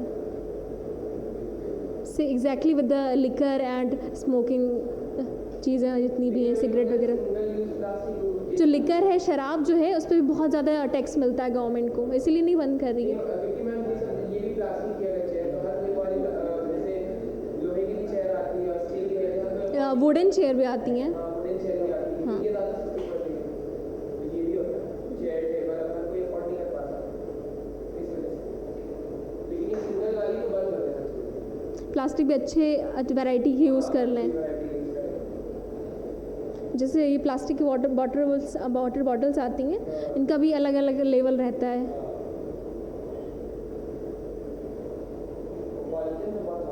बहुत हार्मफुल होती है।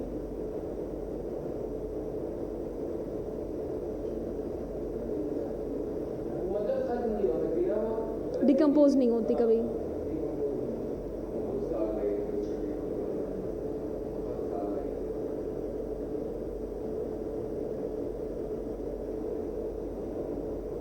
हाँ, तो Carlill versus carbolic smoke ball को केस में क्या होता है, जैसे आपने ऑफ़र किया, ठीक है, जैसे कंपनी के ही ऐड देख लो, जैसे for example glow and lovely हो गया, ठीक है, क्रीम है, ये एडवर्टीजमेंट दे रहे हैं कि चेहरे पे निखार आ रहा है, इससे गोरे हो रहे हैं, और किसी इंसान ने, इन्होंने ये एडवर्टीजमेंट दिया, एडवर्टीजमेंट इनका, ठीक है।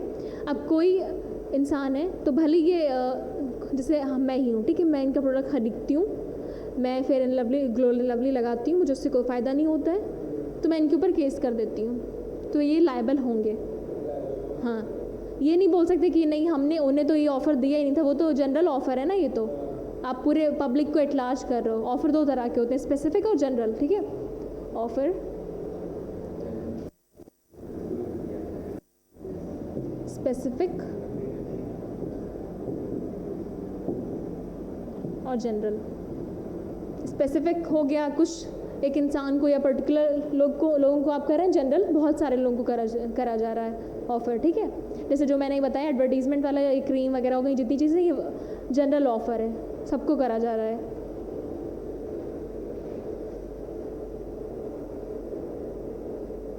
तो इस कंपनी ने क्या दावा किया कि हमारी ये दवा इतने टाइम तक कोई भी खाए, और खाने के बाद भी अगर इन्फ्लुएंज़ा हो गया, एक बीमारी है वो अगर हो गई, तो हम पैसा देंगे, ठीक है। तो एक लड़की होती है जो प्रॉपर इन्होंने दे रखा है डिस्क्रिप्शन की, इतने टाइम तक ये दवा खाए, उसने खाई इतने टाइम तक, लेकिन तभी उसको इन्फ्लुएंज़ा हुआ, वो बीमारी हुई, तो वो कोर्ट चली गई, ठीक है। तो इन्होंने बोला कि हमने तो उसे जो ऑफ़र दिया ही नहीं था, तो कोर्ट ने बोला जो ऑफ़र है आपका वो जनरल ऑफ़र है, आप सबके लिए कर रहे हो, और उसने जो है ज़रूरी नहीं कि आपको कम्युनिकेट करे। यहाँ पे देखो, उसने जो चीज़ें दी गई हैं, जो एडवर्टीजमेंट में हैं, उसने एक्शंस पे काम किए, एक्शंस किए हैं, उसने जो है कंपनी को कम्युनिकेट नहीं किया कि मैं आपका ऑफ़र एक्सेप्ट कर रही हूँ, लेकिन जो कंडीशंस दे रही है उस पर वो एक्ट कर रही है। तो यहाँ पे ये अग्रीमेंट हो रहा है, अग्रीमेंट है तो कॉन्ट्रैक्ट है। तो यहाँ पे जो कंपनी थी जो ये फालतू का झूठा दावा कर रही थी, वहाँ पे लायबल थी, उसे कॉम्पनसेशन देना पड़े।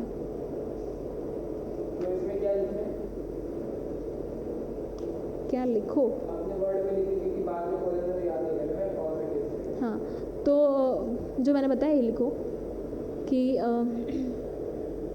कंपनी थी, इसमें जो कंपनी है वो ये दावा करती है कि मेरी ये मेडिसिन इतने टाइम तक खाइए, सर्टेन टाइम तक, उसके बाद भी अगर इन्फ्लुएंज़ा हुआ तो भाई हम लायबल हैं, आपको पैसा देंगे।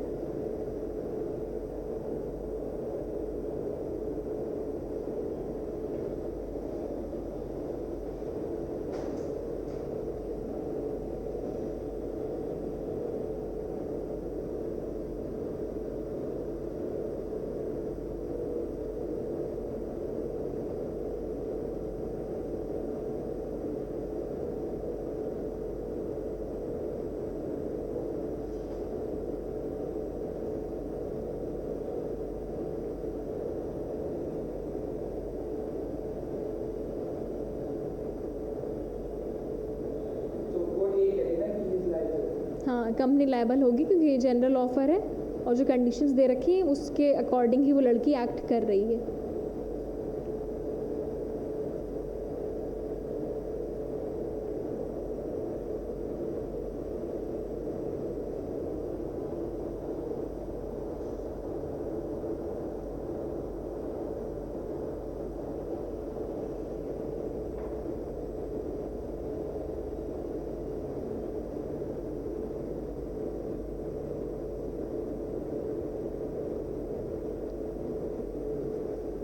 फिर सेक्शन 6 दे रखा है। मैं 3, 4 और 5 छुड़वा रही हूँ, नेक्स्ट क्लास में कराऊंगी क्योंकि थोड़ा ट्रिकी है। ठीक है, आज इजी पढ़ लो, पहली क्लास है इसकी। तो सेक्शन 6 है रिवोकेशन और हाउ मेड। सेक्शन 3, 4, 5 हाँ हाँ,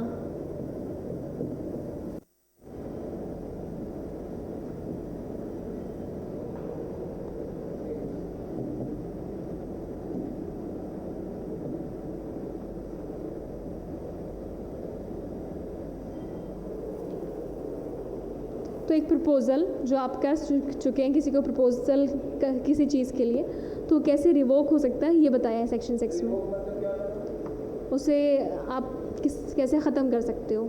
ठीक है, revocation how made.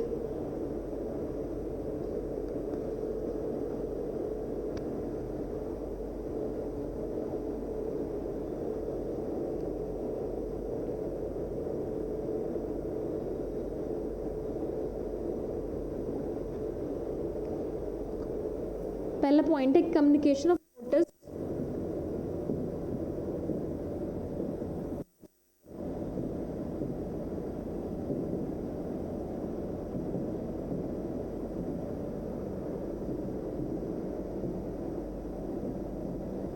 Of revocation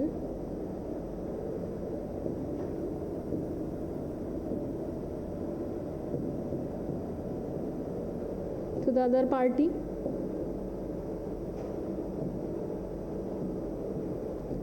तो आपने जिस इंसान को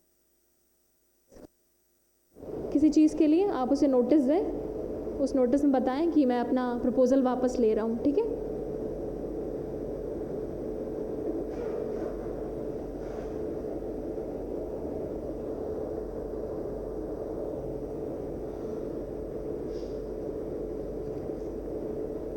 हो गया। और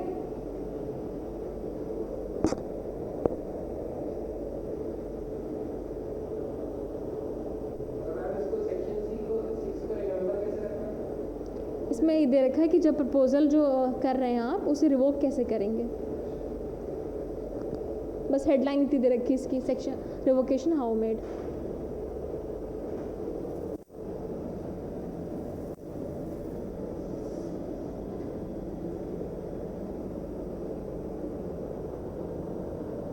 दूसरा पॉइंट है लैप्स ऑफ टाइम।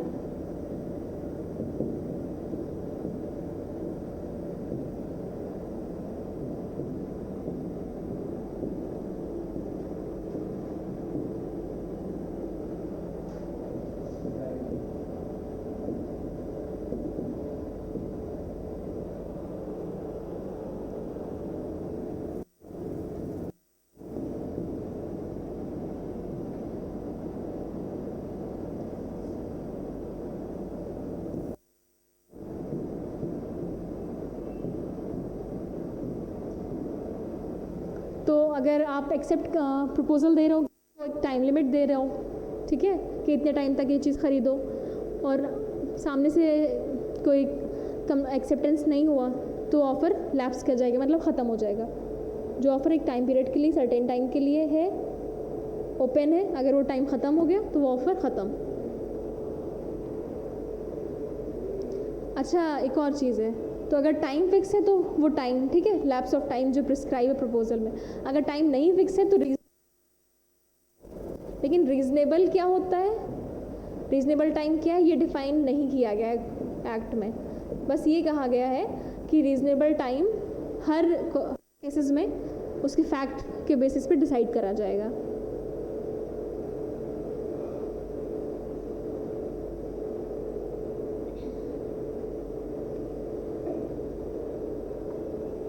लिखिए, इसे लिखने दो।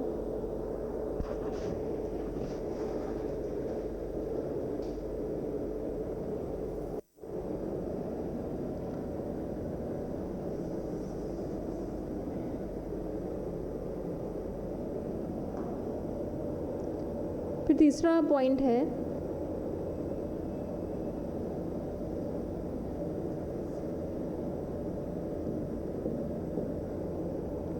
by failure of acceptor to fulfill a condition.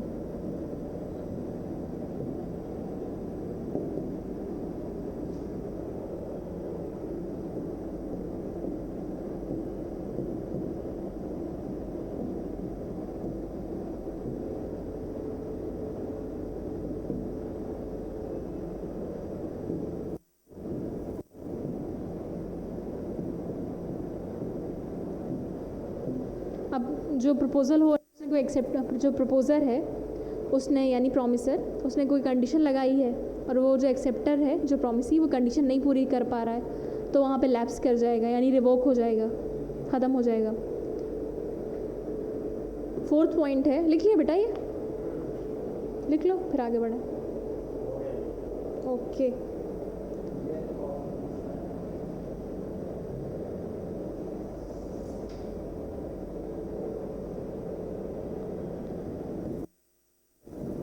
फिर 4th पॉइंट है बाय डेथ और insanity of the proposer.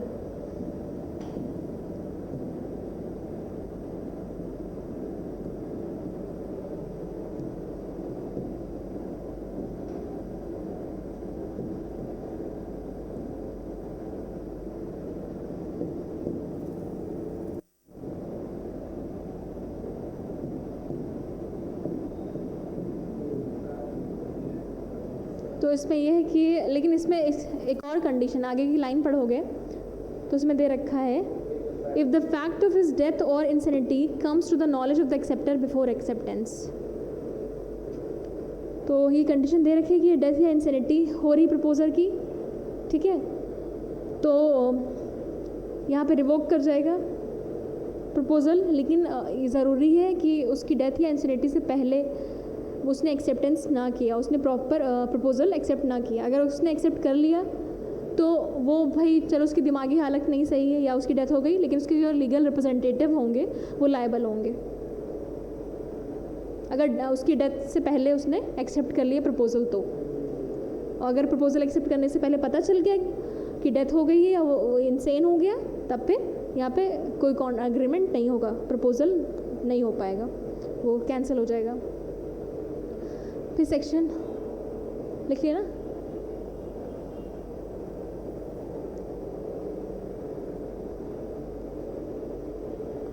Section 7 कहता है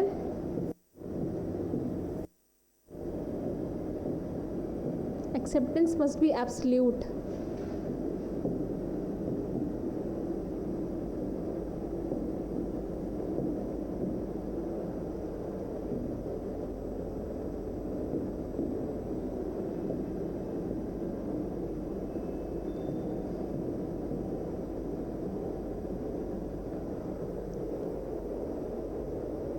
पहला पॉइंट है section 7, acceptance must be absolute. In order to convert a proposal into a promise the acceptance must. तो एक proposal को प्रॉमिस में कन्वर्ट करने के लिए एक्सेप्टेंस कैसा होना चाहिए? पहला पॉइंट है एब्सोल्यूट एंड अनक्वालिफाइड, यानी एब्सोल्यूट हो और जो है फ्री विल में हो, ठीक है, उसकी फ्री चॉइस से हो। दूसरा पॉइंट है be expressed in some usual and reasonable manner, एक रीजनेबल मैनर में हो, unless the proposal prescribes the manner in which it is to be accepted. अगर जो प्रपोजर है वो कोई मैनर दे रहा है कि इस मैनर में एक्सेप्ट करो तो उस मैनर में करना है, नहीं तो फिर एक रीजनेबल मैनर में सही तरीके से एक्सेप्टेंस करना है।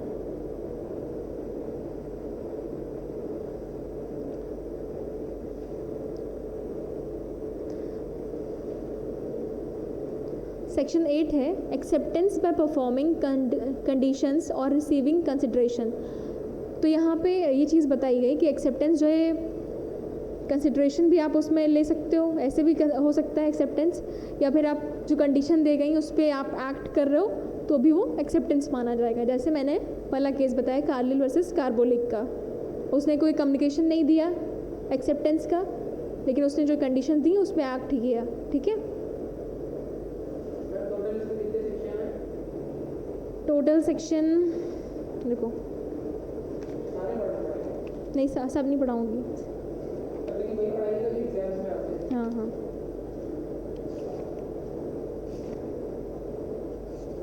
$75 तक है, फिर 76 से 123 हट गया था, वो सेल्स ऑफ गुड्स में अब हो गया है, ठीक है। फिर 124 से स्टार्ट है 238 तक, सारे नहीं पढ़ाऊँगी, ठीक है। फिर भी कितने पढ़ाएंगे? फिर भी अच्छे खासे पढ़ाऊँगी, जैसे ये सब सेक्शंस याद कैसे रहेंगे मुझे सारे? अरे 76 तक पढ़ाऊँगी, उसमें भी इंपॉर्टेंट पढ़ाऊँगी, सब नहीं पढ़ाऊँगी। अभी जो पढ़ा रही हूँ इंपॉर्टेंट पढ़ा रही हूँ, ठीक है। उसके बाद 124 से बस 2-4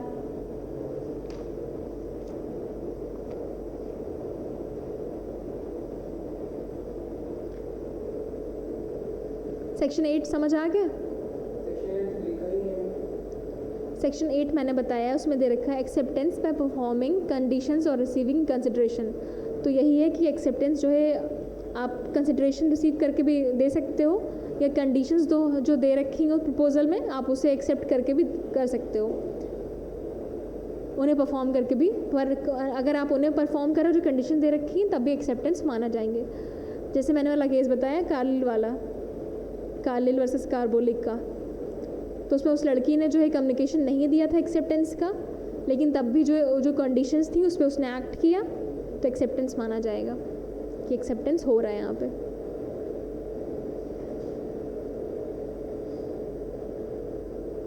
कल भी मैम आपकी क्लास है? संडे को न्यूज़पेपर की। सेक्शन 9 है प्रॉमिस एक्सप्रेस एंड इम्प्लाइड।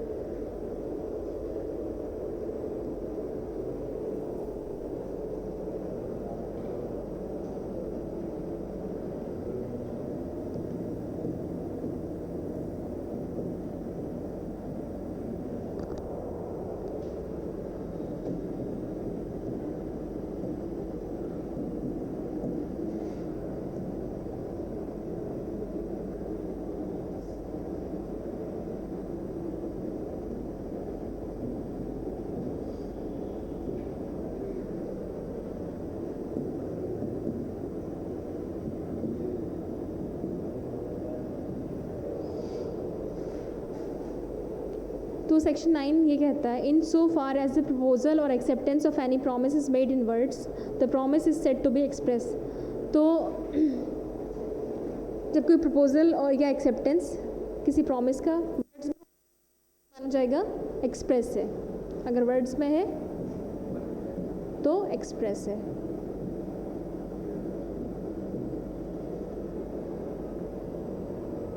अगर किसी वर्ड्स के अलावा किसी और चीज़ में है तो इम्प्लाइड है।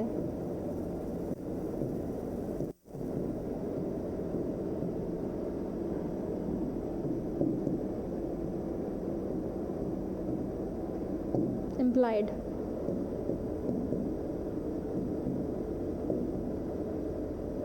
ठीक है। IMPLIED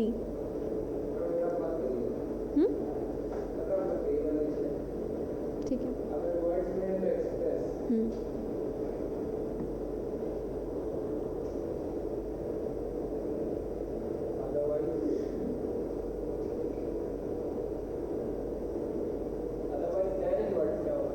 मतलब अगर वर्ड्स में नहीं किसी और फॉर्म में, तब फिर वो इम्प्लाइड माना जाएगा।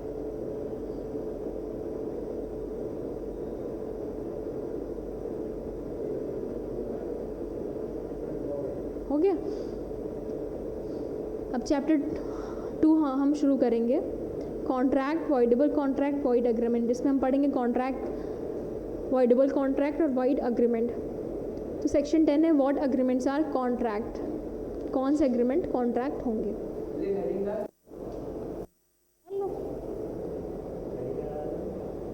What agreements are contract.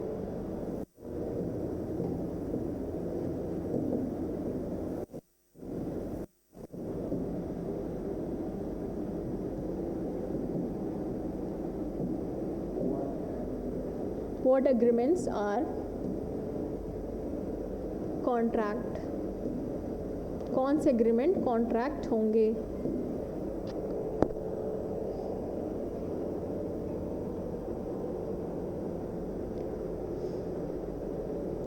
तो इसमें दे रखी definition, all agreements are contracts if they are made by the free consent of the parties competent to contract for a lawful consideration and with a lawful object and not expressly declared to be void.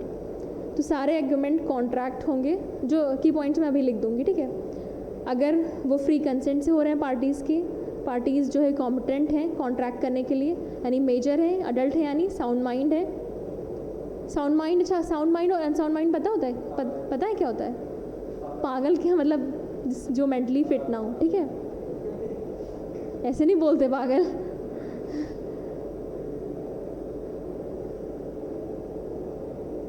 ये जो depression के patients होते हैं, अब कितना आज के time पे कितने लोगों को डिप्रेशन हो रहा है, तो वो पागल नहीं बेटा।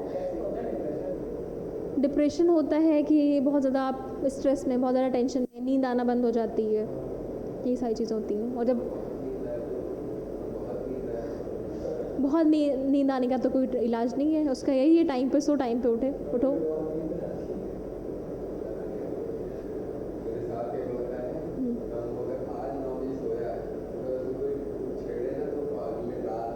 अरे इतना कोई कैसे सो सकता है? एक बार अगले दिन आज सुबह 9 बजे उठे थे, कल सुबह 9 बजे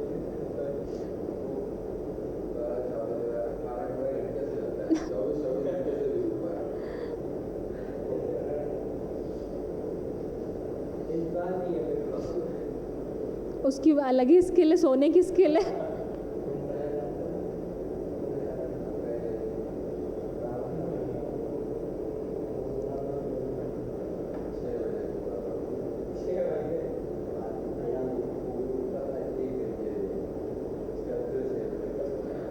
कौन?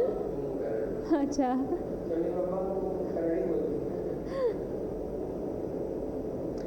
तो सारे एग्रीमेंट कॉन्ट्रैक्ट हैं अगर वो फ्री कंसेंट से हो रहे हैं पार्टीज़ के। इसमें ये लिखा हुआ है। पूरा मत लिखो कब इतना बेटा, बस बता रही हूँ फ्री कंसेंट होना चाहिए।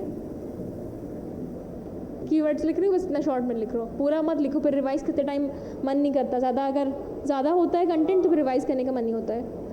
कॉम्पिटेंट चाहिए। मैम क्योंकि ये सब्जेक्ट नया है ना हम लोगों के लिए, तो एक बार आप हमको बता दीजिए इसको रिवाइज कैसे करना। पता चला सिर्फ रीड कर दिया। रिवाइज़ जैसे नोट्स बनवा रही हूँ वैसे रिवाइज़ करना। तो वैसे ही याद रखना। हाँ, बाकी एमसीक्यू करा दूँगी तो कॉन्सेप्ट्स क्लियर हो जाएंगे। एमसीक्यू कब होगा ये पता हो जाएगा। हाँ फिर भी इसको पता होगा 5-6 क्लास में लगेगा, हाँ लग जाएंगे। यानी 2 महीना लगेगा। हाँ आराम से पढ़ो, धीरे धीरे करके। अभी तो 1 दिसंबर को क्लैट है ना। टाइम है ना। तो कॉम्पिटेंट पार्टीज़ होनी चाहिए। कॉम्पिटेंट पार्टीज़ वो होती हैं यानी साउंड माइंड हो,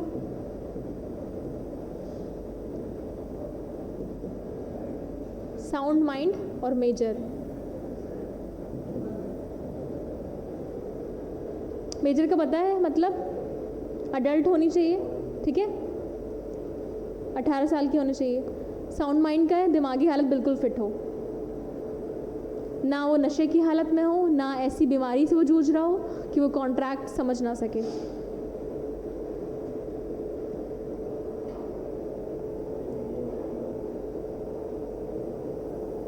lawful consideration,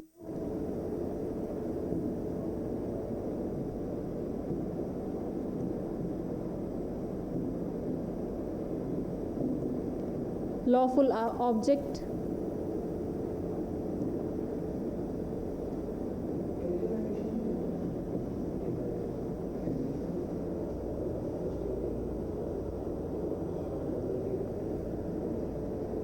not declared void by law.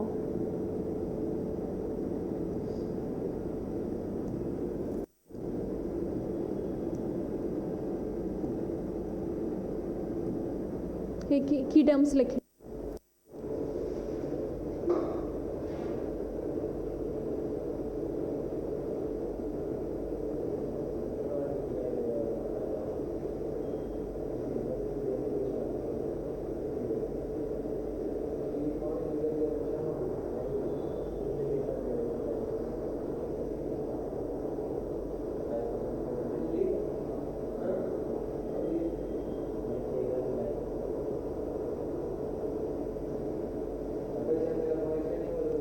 लिख लिया ये?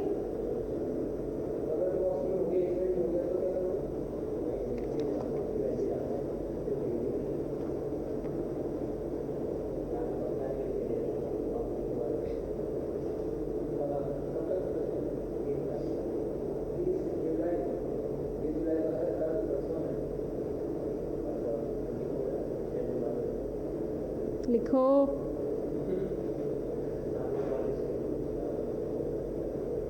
भाई मैं प्रॉपर वाली टीचर है, क्यों? स्कूल वाली, जैसे बात करते थे चिल्लाती थी।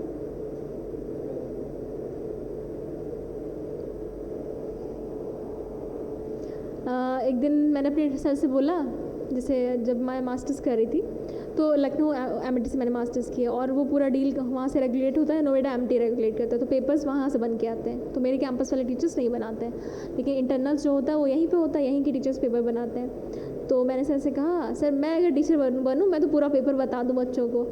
तो बोले उस साइड बैठने में फ़र्क होता है, जब कल को इस साइड आओगी तब जैसे मैं कर रहा हूँ वैसे ही करोगी। मैं भी पहले ऐसे ही सोचता था। और भी लगता है टीचर बनकर बच्चों की हेल्प करेंगे, लेकिन फिर भी होते हैं एग्जाम्स में हेल्प कर देते हैं। खड़े रहते बड़ा मेरा तो बोर्ड में बताया टीचर बोलेगा था कि हम कर नहीं पा रहे थे, ए बी सी डी जैसे पूरे 10 मार्क्स का बता दिए। सही तब तो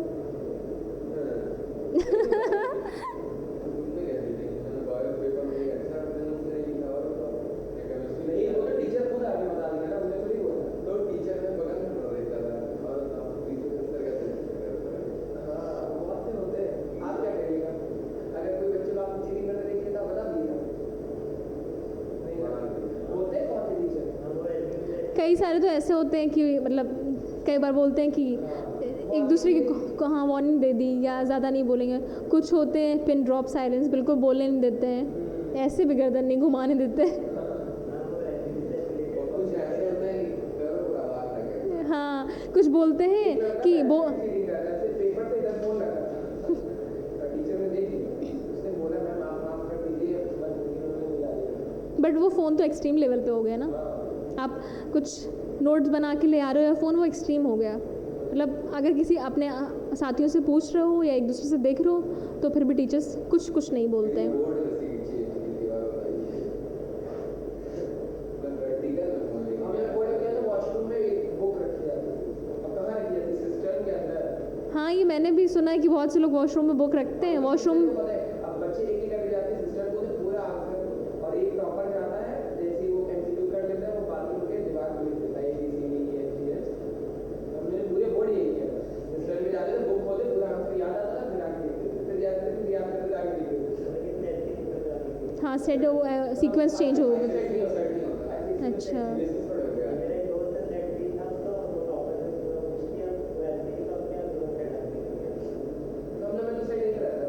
हाँ पहले चीटिंग करने से पहले सेट मिला लो, वरना उल्टा।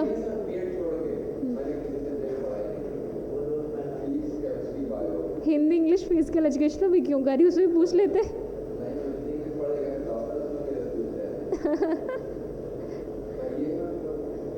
उस दिन बड़ा अच्छा फील हो रहा होगा जब टॉपर पूछ रहे होगा तुमसे। वो भी उसमें तो दिखाने के लिए पूछ रहे हैं।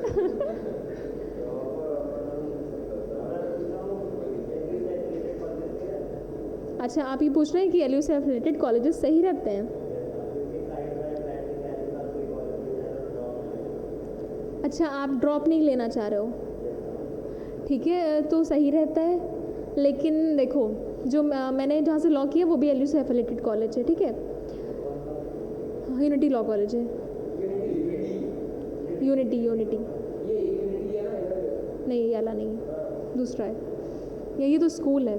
हाँ ये मतलब ये लखनऊ में है। नहीं इधर नहीं। तो सही रहता है और एलयू में अटेंडेंस का इतना इशू नहीं है, तो वही जो कॉलेजेस एफिलेटेड हैं वही वो भी चीज़ें फॉलो करते हैं, ठीक है। तो अगर तुम एडमिशन लेते हो तो हाँ साइड बाय साइड तुम आराम से यहाँ की तैयारी कर सकते हो।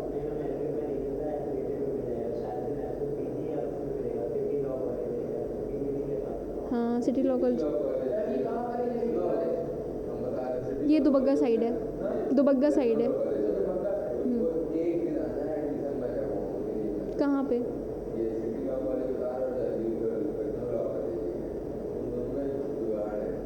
अरे जो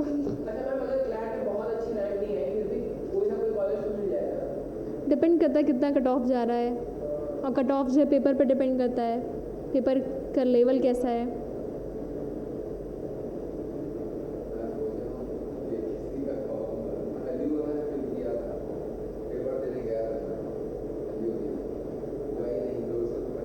तुम बता रहे थे उस दिन 250 को, बात नहीं फिर से देना। कितने में 250? 250 तुम लगा वो भी जनरल में अच्छा तुम भी जनरल हो ना? कोई बात नहीं फिर से देना, हो जाएगा।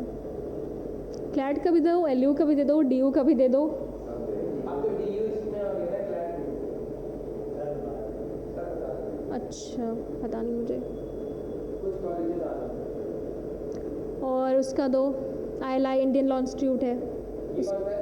दिल्ली में, है इंडियन लॉ इंस्टीट्यूट। यहाँ पे मतलब बस लॉ का है, LLB है, LLM है, PhD है। और जैसे ये होता है कि क्लैट का पेपर दिया ऐसे निकल गया क्लैट हाँ। तो हम लोग अपने मन से कॉलेज चूज करेंगे, वो लोग खुद ही देंगे ना कॉलेज NLU जो है आपको आपकी रैंक बताएगा, फिर आपको लिस्ट भी देगा, लेकिन आपके जो मार्क्स होंगे उस हिसाब से आपको कॉलेज मिलेगा। कैसे आता है उसका रिजल्ट आते तो क्या उसमें लिखा रहता है? तब ये बताइए पास जैसे हम चाहने लगे रैंक देता है वो। रैंक देता है और कुछ नहीं लिखा रहता। तुम ही बोल लो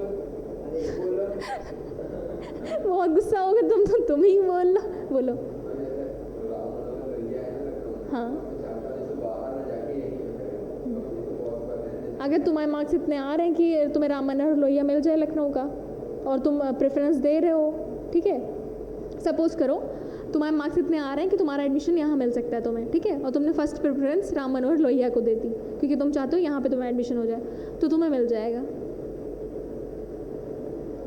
अगर ये मेरा बता दी हमने पूछा था बोलो बेटा। ये क्लैट में तो उसमें क्या कॉलेजेस लिखे रहते हैं रिजल्ट में? वो रिज़ल्ट पहले जो रिज़ल्ट देंगे उसमें रैंक देंगे, ठीक है, फिर उसके बाद जो है रिज़ल्ट में बस रैंक देंगे, फिर आपको लिस्ट देंगे, उसमें आपको प्रेफरेंस मांगेंगे, आपको प्रेफरेंस मांगेंगे। ऐसा नहीं होता तो फॉर्म में ही प्रेफरेंस मिलता है।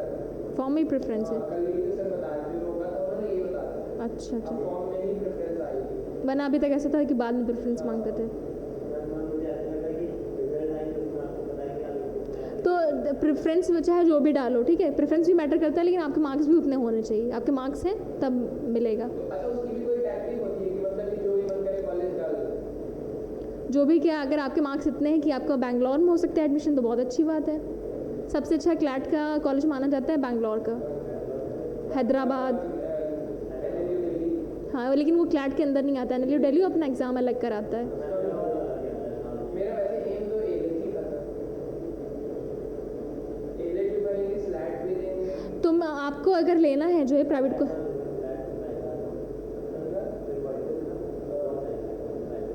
अगर स्लैट से होगा तो फिर प्राइवेट है 15 लाख मेरे दोस्त का मेरा हुआ था स्लैट। अच्छा उसमें ऐसा नहीं होता कि क्लैट कर दिया है तो कुछ उतना ही पैकेज का रहेगा? कुछ कॉलेजेस में अगर आपकी क्लैट में रैंक अच्छी है तो कुछ % ऑफ कर देते हैं फ़ीस। अब इंटरव्यू होता है कॉलेज वगैरह में अच्छा,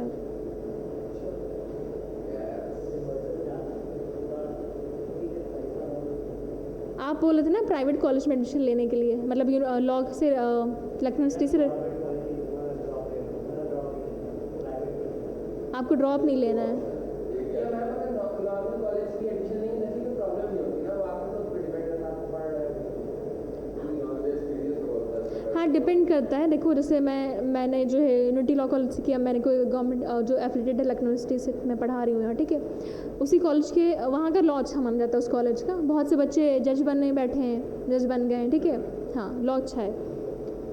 लेकिन मैं ये कहूँगी एक छोटे कॉलेज के बच्चे में और एक जो टॉप क्लास के क्लैट के अंदर कॉलेजेस हैं उनमें बहुत फ़र्क आ जाता है। अटेंडेंस का इशू नहीं किसका? APO का? हाँ देखूँगी, दूँगी। है मैम, अटेंडेंस का इशू नहीं रहता था यहाँ पे? कहाँ पे? नहीं, LU में कुछ नहीं अटेंडेंस का इतना है। अच्छा तो यूनिटी उसका हर जगह जुगाड़ है, बस तुम लोग बताओ कहाँ जुगाड़ लगाना है। में एडमिशन लेने के लिए एलयू कई लोगों को डायरेक्ट भी मिल जाता है एडमिशन और काउंसलिंग के थ्रू मिलता है। अगर जैसे एडमिशन लिया, मतलब एग्ज़ाम दिया, आपको LU में नहीं मिल पाया, काउंसलिंग के थ्रू फिर देखेंगे आपको कौन सा कॉलेज मिल रहा है।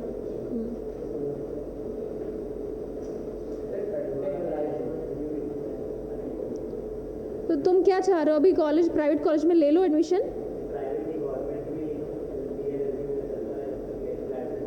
अच्छा, साथ में तैयारी करते रहो और तुम्हारा ड्रॉप भी ना हो।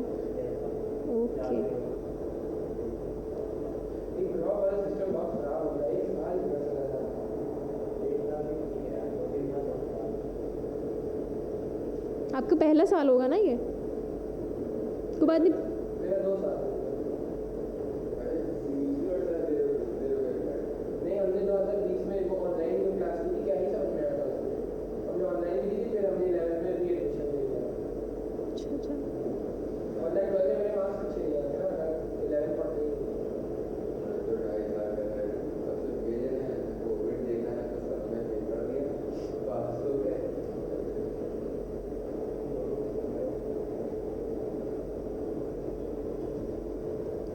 सेक्शन 11 है who are competent to contract.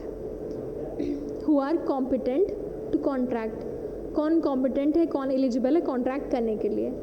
तो एवरी पर्सन इज़ कॉम्पिटेंट, लिखो मत, मैं समझा रही हूँ, ठीक है। Every person is competent to contract who is of the age of majority and who is of the sound mind and not disqualified from contracting by any law to which he is subject। यानी हर वो इंसान competent है contract करने के लिए जो major है, मैंने जो मेजर लिखा बताया वर्ड वही मेजॉरिटी लिखा है,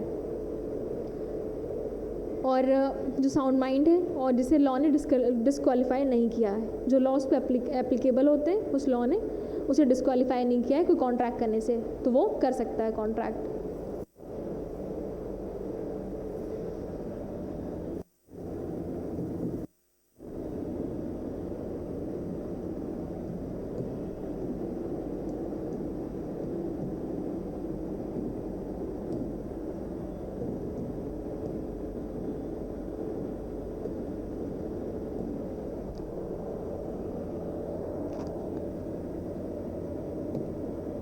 मेजर हो, साउंड माइंड,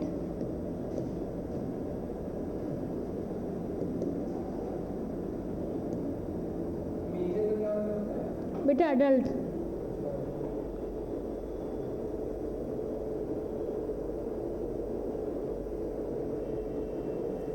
अच्छा, ये इसके वो है एसेंशियल इस सेक्शन के, हाँ।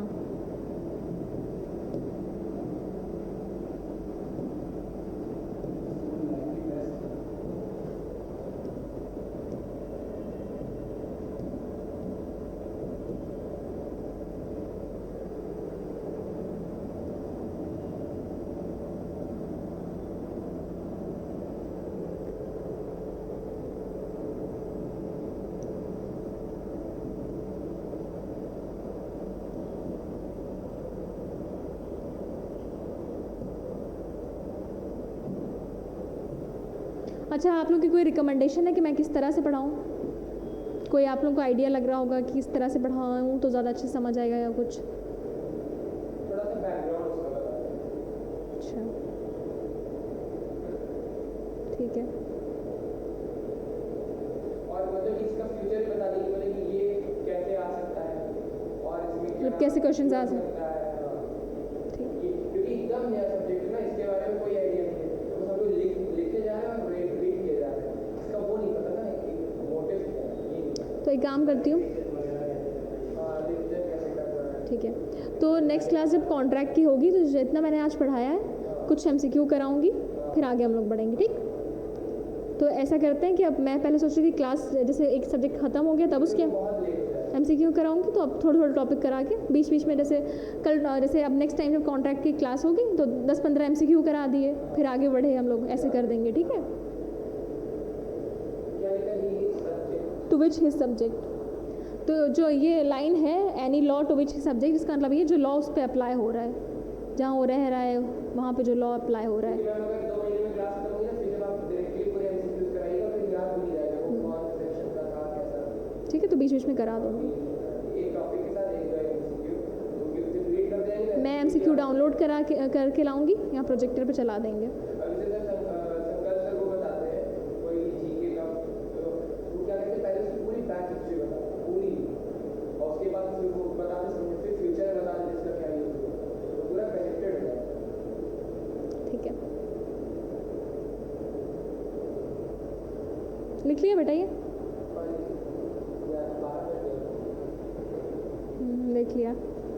देख लिया कि 12 बज गया, आप लोगों की क्लास का टाइम ख़त्म हो गया है।